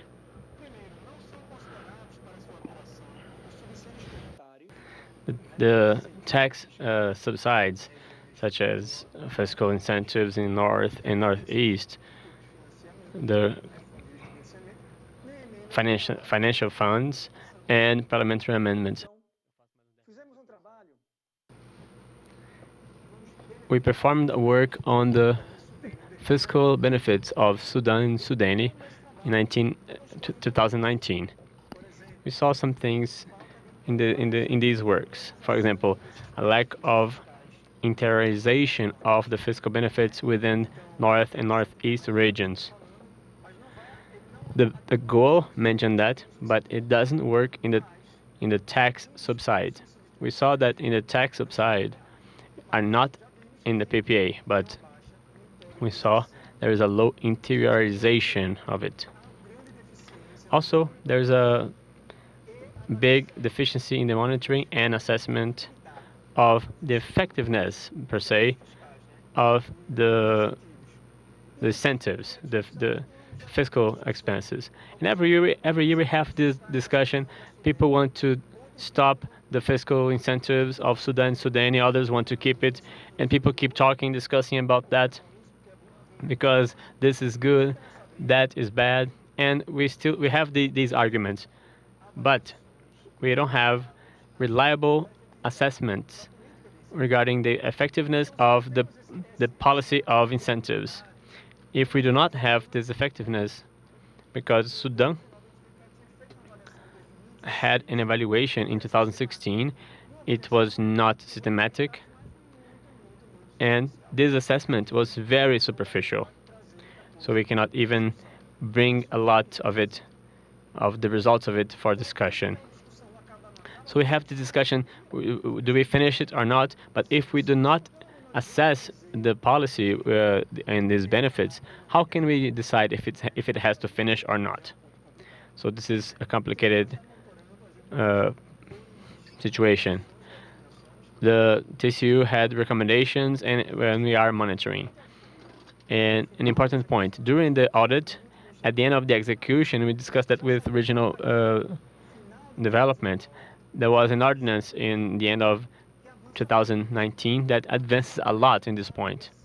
It advances very much in the assessment of the fiscal benefits of Sudani, where we can have demand an annual assessment, and it allows for the assessment to be done by external institutions. The superintendencies, they can hire external consultants to assess the fiscal benefits, especially to suppress the problems that Titania has mentioned, which is the lack of internal capacity. Similarly, we had a work done in 2020 on the National Development Policy, and we assessed more macro risks, macro processes, but we identified problems regarding the constitutional funds. And we had another work at FNO with another secretariat, and we basically saw the same thing. The assessments are not systematic. There was an assessment of the Economy Ministry in 2018 that the court had demanded for, had mentioned this. We had another assessment of the Public Evaluation Council, but the annual assessments are not being carried out. There was a change in the legislation that made the constitutional funds that allowed to use part of this money to hire external consultants to do these assessments. So it is an idea for the future. In 2020, we had an ordinance to regulate the hiring of these companies, and it is something interesting. But let's remember that it was not included in the PPA, which reflects the lack of an integrated policy. In the regional development, which is a very multi-sectorial term, we lack an integration. And the national policy of regional development says that there should be a chamber, a group of regional development. And we verified in this study that this chamber, this group is not really working. If it does not work, it jeopardizes the integration of the whole regional development chain. We don't have an exact goal in the PPA to describe these funds and for the funds to be applied in the regional development. For today, for example, I'm exaggerating, but 50,000 guidelines. Are we advancing? Yes, we are. On the way that we are treating the funds, we are close to Sudani, the General Development Ministry, but we have too many guidelines and too little priorities. The priorities have to be related to the role of the constitutional funds. And it's not reflected there in the studies that we did. And it shows the regional plans, the sectorial plans, that are not contemplated. Regarding the parliamentary amendments, and the legislative branch is very strongly on working on the expenses of the budget and thinking of the regional policies. 80% was based on the budget of Sudan in amendments. So this point of the amendments is really important. And we need to think of the story of the costs. When the uncle didn't consider the money that went through the mother, only the father. Second point, we considered the values that were dedicated but not the effectively executed values. So in 2020, only 3% of the dedicated amount of the regional development program was executed. So the money is dedicated. So you will see a distortion. We also said that in Fungitur, that had a budget of 5 billion reais, and only 25% of this total amount was executed. So if we consider the destined money, you will see a distortion. And also, remembering our example, when they only considered in the indicator the amount that was transferred and not what was spent.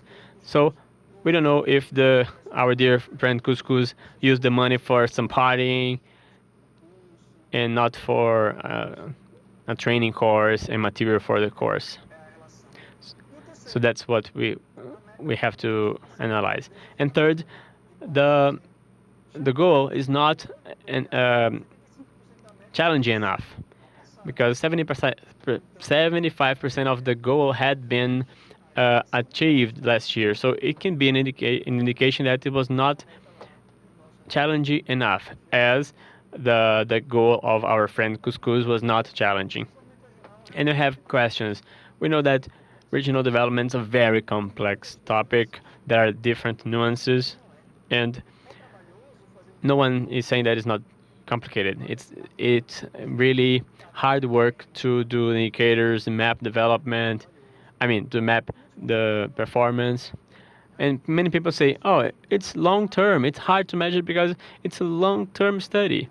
I agree that the effects are on the long term, but the formal measures of regional development started in the 1950s. So this long term has already happened, and a new long term will arrive. So we need to start now.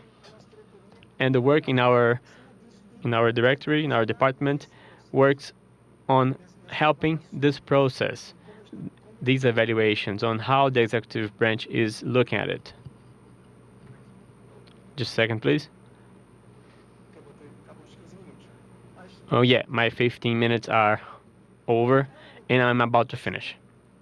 Yeah, yes, it's a long-term process, but we need to start now to improve the measuring, the assessment of performance, so that on the long term we will have a really good methodology to measure, to effectively measure the what was reached. Now, just to finish, I'd like to quote Don Helder Câmara. He's saying that there will be no peace without justice, and development is the new name of peace.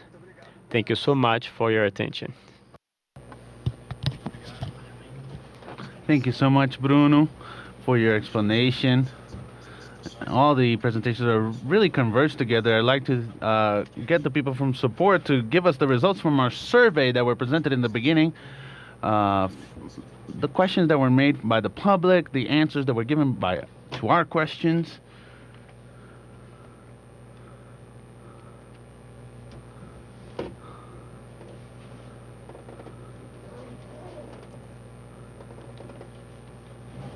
Well, in relation to the question on the evaluation of the relevance of the evaluation of public policies,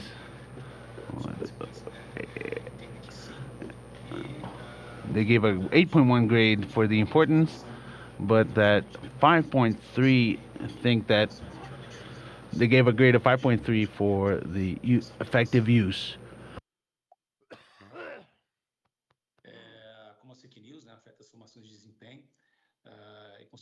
How do fake news affect the performance information and consequently the economic and social debate? Well, most people, 14 people, think that it affects a lot. 3 said they're reasonable effects, and 2 people said that there's very little effects. Some keywords here about the suggestions on how to improve the relation between performance information and the allocation of public resources. And there's increase in transparency and accountability, the feedback loop through performance evaluations, more transparency. It marked a lot of transparency. So well, here we have some statements. So the literature has been talking about this. We need to improve our performance evaluation.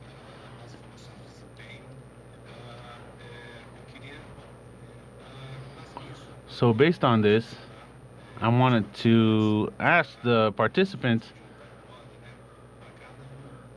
so that each one in around 5 minutes can present their final thoughts and also bring maybe compliment based on the results of this our survey. Also compliment your comments. Something that really caught my attention in this whole discussion is this great need for standardization of our performance evaluations. So there's a big dearth in this area, and there's a large space so that performance evaluations just lose relevance from one year to the next. Why do I say this? This was also mentioned in our discussion. If you change your performance evaluation and you change the methodology from each planning every year and from each pluriannual plan, each government, and then you stop being able to compare this information and the relevance of this information. And this is also a way, let's say, the methodological way to there's a lack of commitment to transparency of this data. So you look at GDP, let's say there was a change every year, and they're now going to say, oh, this is going to be based, this year it's going to be based only on family consumption. The next year it's only going to be based on another indicator. So there's a big problem here.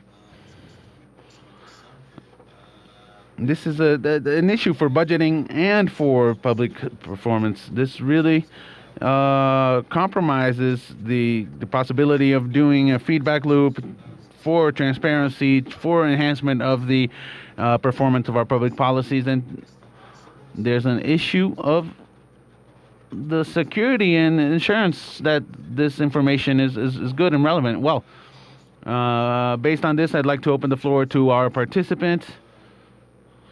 First, to our friend.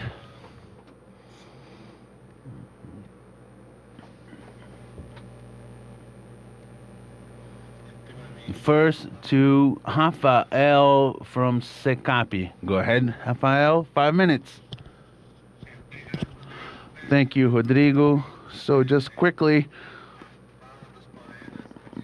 I think everyone's speeches really showed the size of the challenge in relation to dealing with information, performance information for public policy. So there's a need for constant improvement and of creating a culture of performance. In the planning process, we face a difficulty with data. So oftentimes, the performance information that we monitor are not the ideal indicators for monitoring, but they're the ones that are possible. So we have to deal with these limits. It is a limit which has been growing in 2020 due to the pandemic and the delaying of certain surveys and researches for relevant data for public policy, which at the end of the day was left for later years. So we're dealing a lot with the problem of trustability with this data. Oftentimes they're not very trustable. Lots of the indicators that we use come from data, that we have problems with the trustability of the data. This is internally produced by each government body, and oftentimes this changes with a frequency that is much higher than what we desired. The perennial nature of these indicators is hard because sometimes we're measuring the performance of a certain goal, of a certain policy, and then this data is no longer produced, or it's produced with a new methodology which blocks our possibility of actually creating a historical series. So these are challenges that we deal with daily and in our planning process of our country. Even though we have a lot of data, the data still lack these three attributes. Peren- they should be perennial, they should be trustable, and they should be appropriate for us to measure and monitor the PPA. Sometimes we have good perennial data, but it's produced only every 2 to 3 years, so they do not allow us to have an annual monitoring. So it doesn't fit inside our methodology. So another aspect which I wanted to highlight is that we've been trying to improve. So a lot of the problems that were mentioned in 2020, we've been working on them to improve them in the plan. And in terms of transversality, the first infancy agenda was a priority of the PPA, and it was institutionalized this year. And we spent around a year and a half to be able to build this agenda. So it is a part of the pluriannual plan. It's a priority that's in the law of the PPA. So this is an advancement in the transversality inside the PPA for 2023. And so we're constantly seeking constant improvement, sectorial dialogue. Who should we seek out in the sense of creating this culture of dialogue? The TCU is a huge partner of ours. IPEA, Leandro from IPEA. We have direct contact with Leandro from IPEA. He contributes a lot in relation to evaluation. Well, that's another item that we've been seeking to improve, as Leandro mentioned. In fact, there's very little influence in the monitoring and evaluation process in the PPA, but these evaluation criteria have been improved little by little, and we are trying to make these two processes get nearer so that we get them to be more complementary. So I'd like to thank the TCU for the invitation. I think this event has really a wealth of information contributions for this debate, which is fundamental so that we can improve the efficiency, efficacy of public policies in Brazil. And I'd like to thank you once again.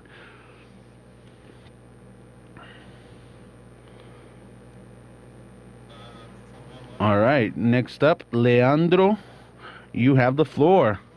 Well, I would like to start with this end of what Rafael mentioned. I'd like to greet the initiative from the TCU because this really reveals part of what I was mentioning of the protagonism of control institutions in our budgeting regime. So it's very interesting that the TCU is the one that is calling the budget week and not by the federal government that has the actual responsibility of coordinating the system. The second point that I'd like to say, I'd like to make a disclaimer. Paulo mentioned his disclaimer in relation to his budget consultancy. I also need to do a disclaimer in relation to IPEA. So these are my personal positions as a researcher. They're not to be confused with the institutional position of the IPEA. But I'd like to comment on a few points of the few questions that you raised with the survey, some of the themes of the survey that reflect especially on transparency. There were a few questions in relation to PPA and the Congress amendments, and I'm going to focus my 5 minutes on this. First, there's something that we didn't mention. We're talking about performance, information, results, information, public policy goals, and we had a huge loss over the past few years, which was the census. We didn't have a census, partly in relation to the pandemic itself. As Rafael mentioned, there's a huge impact that the pandemic caused on a variety of public policies, but these are also political choices.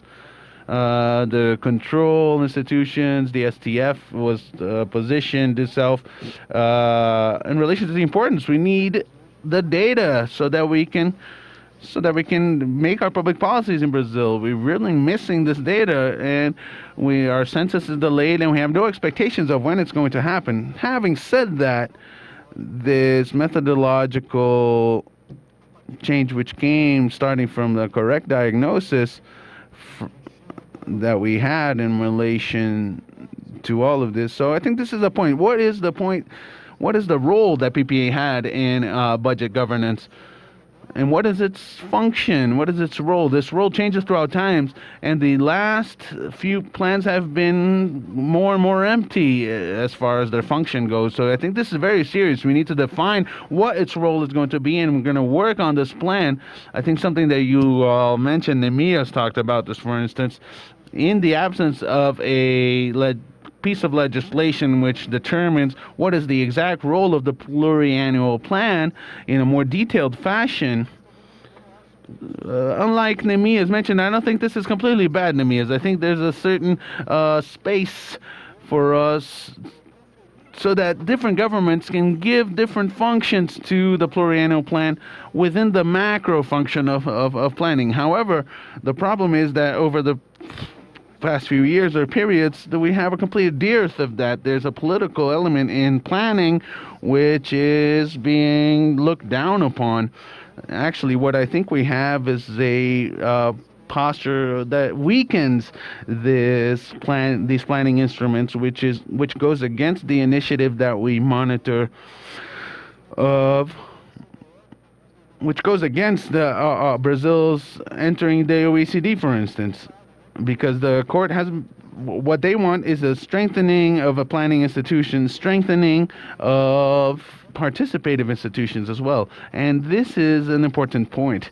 So with this methodological simplification, which happened, well, this choice for just having one goal, one indicator per program, that wasn't a choice. We discussed this quite a bit when we were developing this. This was a choice, and therefore this brings about issues that have to do with transparency and of monitoring and following up public policies and expenditures. So I think that this could be reviewed. So I saw certain issues about this and other longer-term planning, such as ANGS, the National Development Strategy. In my idea, this does not substitute the PPA. The connection of the four-year plan with the budget is already a very difficult link. Rafael, as you know, we've been working a lot over the past few years to strengthen this relationship between the medium-term planning and the annual budget. When you make this a long-term plan, 12, 20-year plan, this relationship gets even more fluid and hard to catch. So these are important instruments, all of them, but they do not substitute each other. Another point that you all raised as a question that I would like to comment on has to do with Congress amendments and the importance of the legislative power in the budget process, which has been growing over the past few years. In my way of looking at it, which is a very particular way of looking at it, I think that this process is very hard to be reversed. What we have seen actually, and I saw a few comments here on YouTube in relation to this, is that with the participation in the municipal levels and health councils, so on and so forth, what I've seen is that this norm, which starts from the federal government, the federal budget, is expanding into other subnational entities. So there are states that have imposing amendments, municipalities that do the same. The other day I had the Secretary of Planning and Budget from the municipality of Berlin. He said 100% of the revenue from the municipality that can be invested is in the municipal legislature. It's 100%.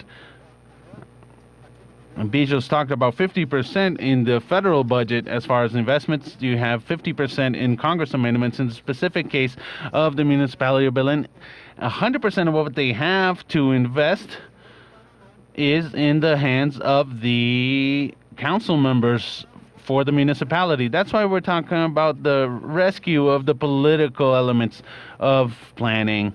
Planning is defining priorities, managing and implementing public policies. So we need to consider social and political aspects that can be allied, that can be enemies to the public policies that we want to implement, and we need to bring this into the calculation of the planning. And therefore, we can put these Congress amendments. I think Bijos had an interesting suggestion in relation to this. We should have a different rationale of the Congress amendments and to change the budget process specifically in the legislative power. But we need to think about this in a more systemic manner. How can we have a greater rationality to the whole budget process, including and not denying these political and technical spheres of planning, having with the goal of having better results for public policies that we seek to implement and that create results and that guarantee rights for society at the end point of these policies. I think that's it, Rodrigo. I'd like to thank the Court of Accounts once again for the invitation. We are available. We have open doors to advance in all of these critical reflections that we have been carrying out, and I'd like to count on the partners like Paulo Bijos, who is here, and the people from the Minister of the Economy, like Rafael. We are very close. We're always in dialogue, and this opening to dialogue, which I think with all of these stakeholders, that's the way that we're going to be able to move forward in this big challenge, which is restructuring the planning sector and bringing another rational rationale to this process in Brazil. Thank you so much. Thank you, Fernando, for your participation. With the floor, Paulo Bijos. Congratulations, Rodrigo, for the mediation of the debate. I'd like to agree with what Rafael and Leandro already said. I'd like to congratulate the TCU as an institution for promoting this debate, which is so important.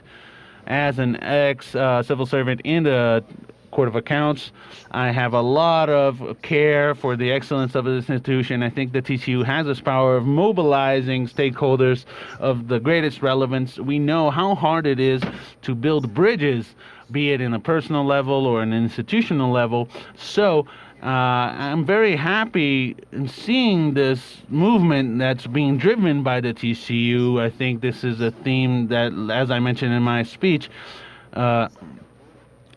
it's a long-term journey, a challenging journey, and having a stakeholder such as the Court of Accounts leading this discussion, or at least building awareness in the different stakeholders, is very important. So I'd like to congratulate you and the court as a whole, everyone that was involved in the organization of this event, all of the speakers, those of you who are watching us on YouTube.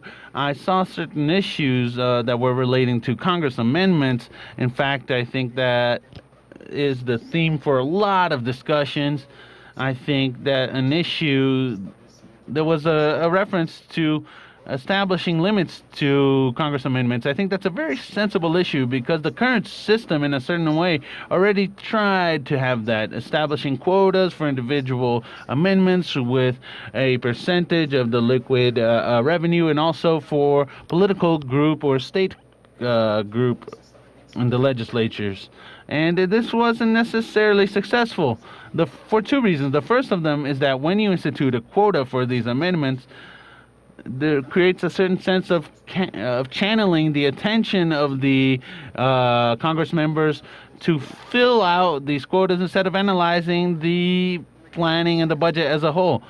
So let's look at the census, for instance. We need to have these wider discussions in public policy, so they end up being sort of kicked out to the side in this process that is conducted by a process of actually filling out the quotas of these amendments. And a second reason is that There's a series of complications which can come from the design of these initiatives. For instance, when you fix limits of the amendments as a percentage of the current revenue, we established a cyclical rule, whereas good techniques say that fiscal rules should be anti-cyclical. So there's a series of traps on the path towards that. And we could also add a third motive, really, which is that these limits are not always effective. So this, in a way, these rapporteur's amendments, the way they expanded, they're a certain way, a way to overflood the limits that were established, so to speak. So the political stakeholders are the ones who have the legitimacy to decide on the priorities, and I'm just glad that the TCU is having this initiative. Thank you so much. Thank you, Paulo. Now I'd like to open the floor to Nehemias. Thank you, Rodrigo. Thank you, all of our colleagues who are participating in our panel. I basically just like to highlight what we've been talking about in this forum and in other forums. We can really see that there's a convergence in diagnoses and proposals, and I think that's positive. At least we have a point of guidance where we want to reach with the budget, even though there's challenges on the way. Of course, it's a huge challenge. But we have the opportunity to correct this, to maintain a permanent dialogue between institutions, which I think is very relevant, very important. And I also like to thank all of the participants of our panel and everyone who interacted with us on YouTube and through the survey, which was made available on the website.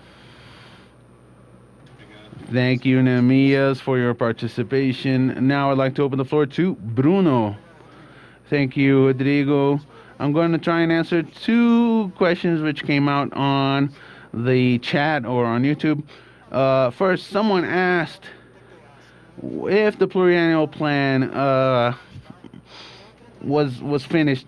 Are there other regional plans? Well, I want to talk about the regional plans. Ever since 2007, there's a complementary law which demands regional development plans for the North, the Northeast, and the Center-West regions.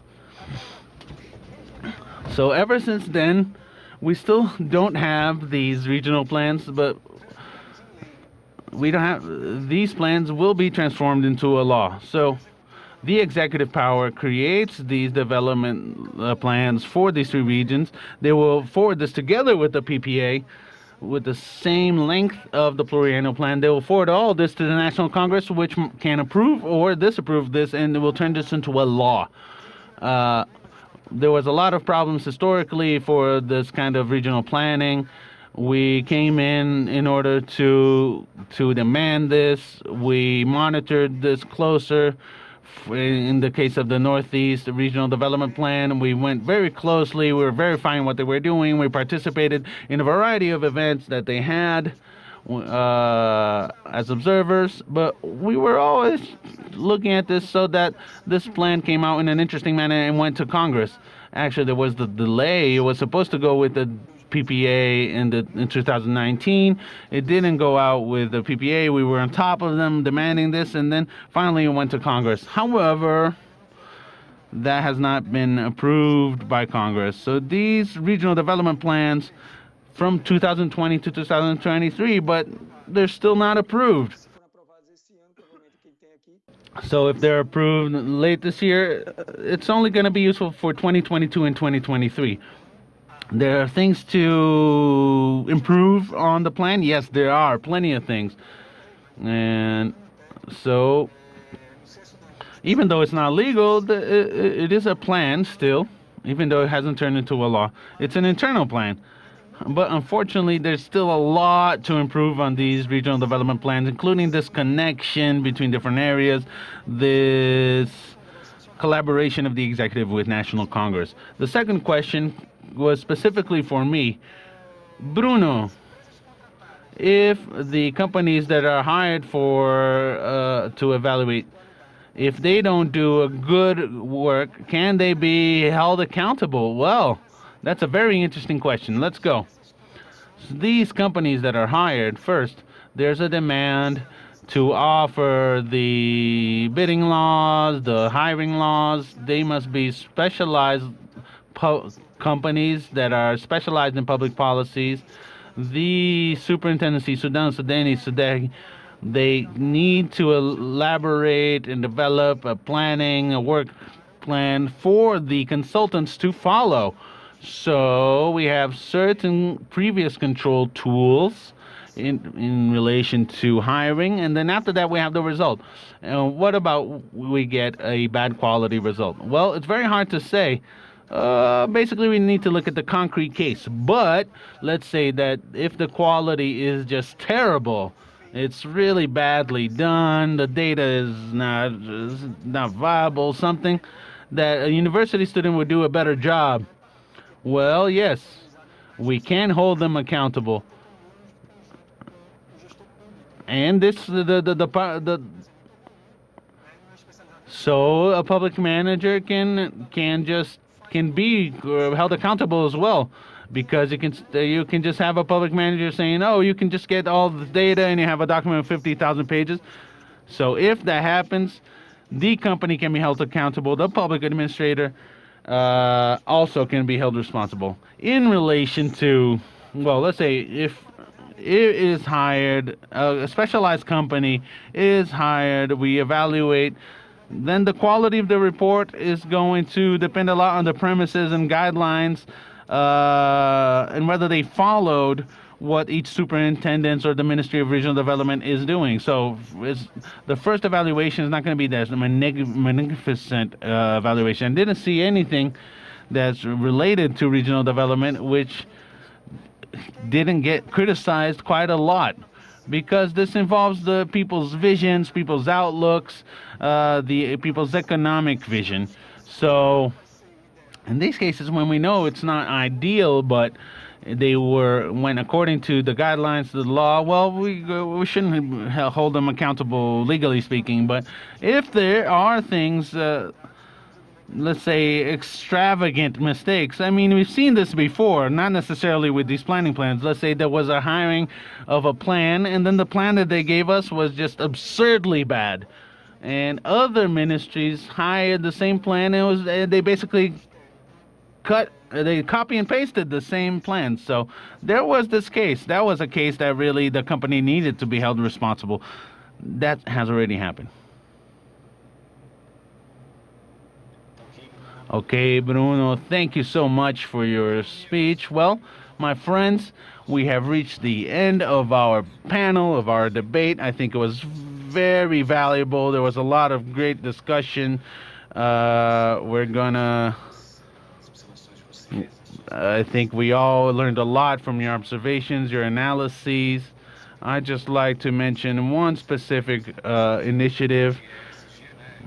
You mentioned the environmental, social, and governance initiative. This is an initiative to compile and standardize data for companies in different sectors.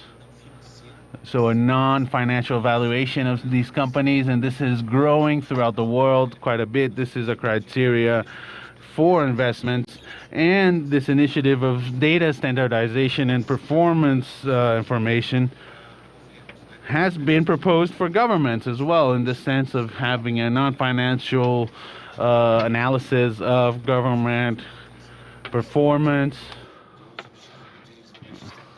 which has to do with the Sustainable Development Goals, for instance. This is a way to standardize this performance information, and also of not, let's say, of bringing criteria for evaluation, which is done by government. So if you don't consider this criteria when doing your government evaluation, there are chances that you have a bias, political biases, chance of trying to compromise transparency, as well as other things which might affect the possibility that the government really performs or really is able to evaluate a performance, which really take into consideration the problems that the country faces, and also if the actions that are undertaken by the government are effective in and of themselves or not. Are they taking the country in the desired direction? Another point that we really wanted to bring about once again is the issue of multi-sectoriality. intersectorial actions. The literature mentions quite a bit that issues that, well, oftentimes we think that these certain issues are sectorial, but they're really interconnected, and there's a federal responsibility of analyzing this intersectoriality so that there's coherence in these actions, these federal actions, in relation to state and municipal actions. So this is a federal responsibility, and with the weakening of this, if we lose this federal competence, there is, let's say, if the PPA does not promote this coordination and coherence between the different sectors, well, this is very serious, at least in a personal evaluation from my part. So you shouldn't abstain from a competence which, in the end of the day, who pays for this is the citizen. The citizen is paying the government to lead the country in an intersectorial manner, in a federative manner. So I'd like to thank all the panelists once again for their participation. I'd like to thank all of our friends on the internet for their participation and for your questions and your participation. And that's that. With that, we'll close our budget week, our day today in the budget week, and we'll see you soon.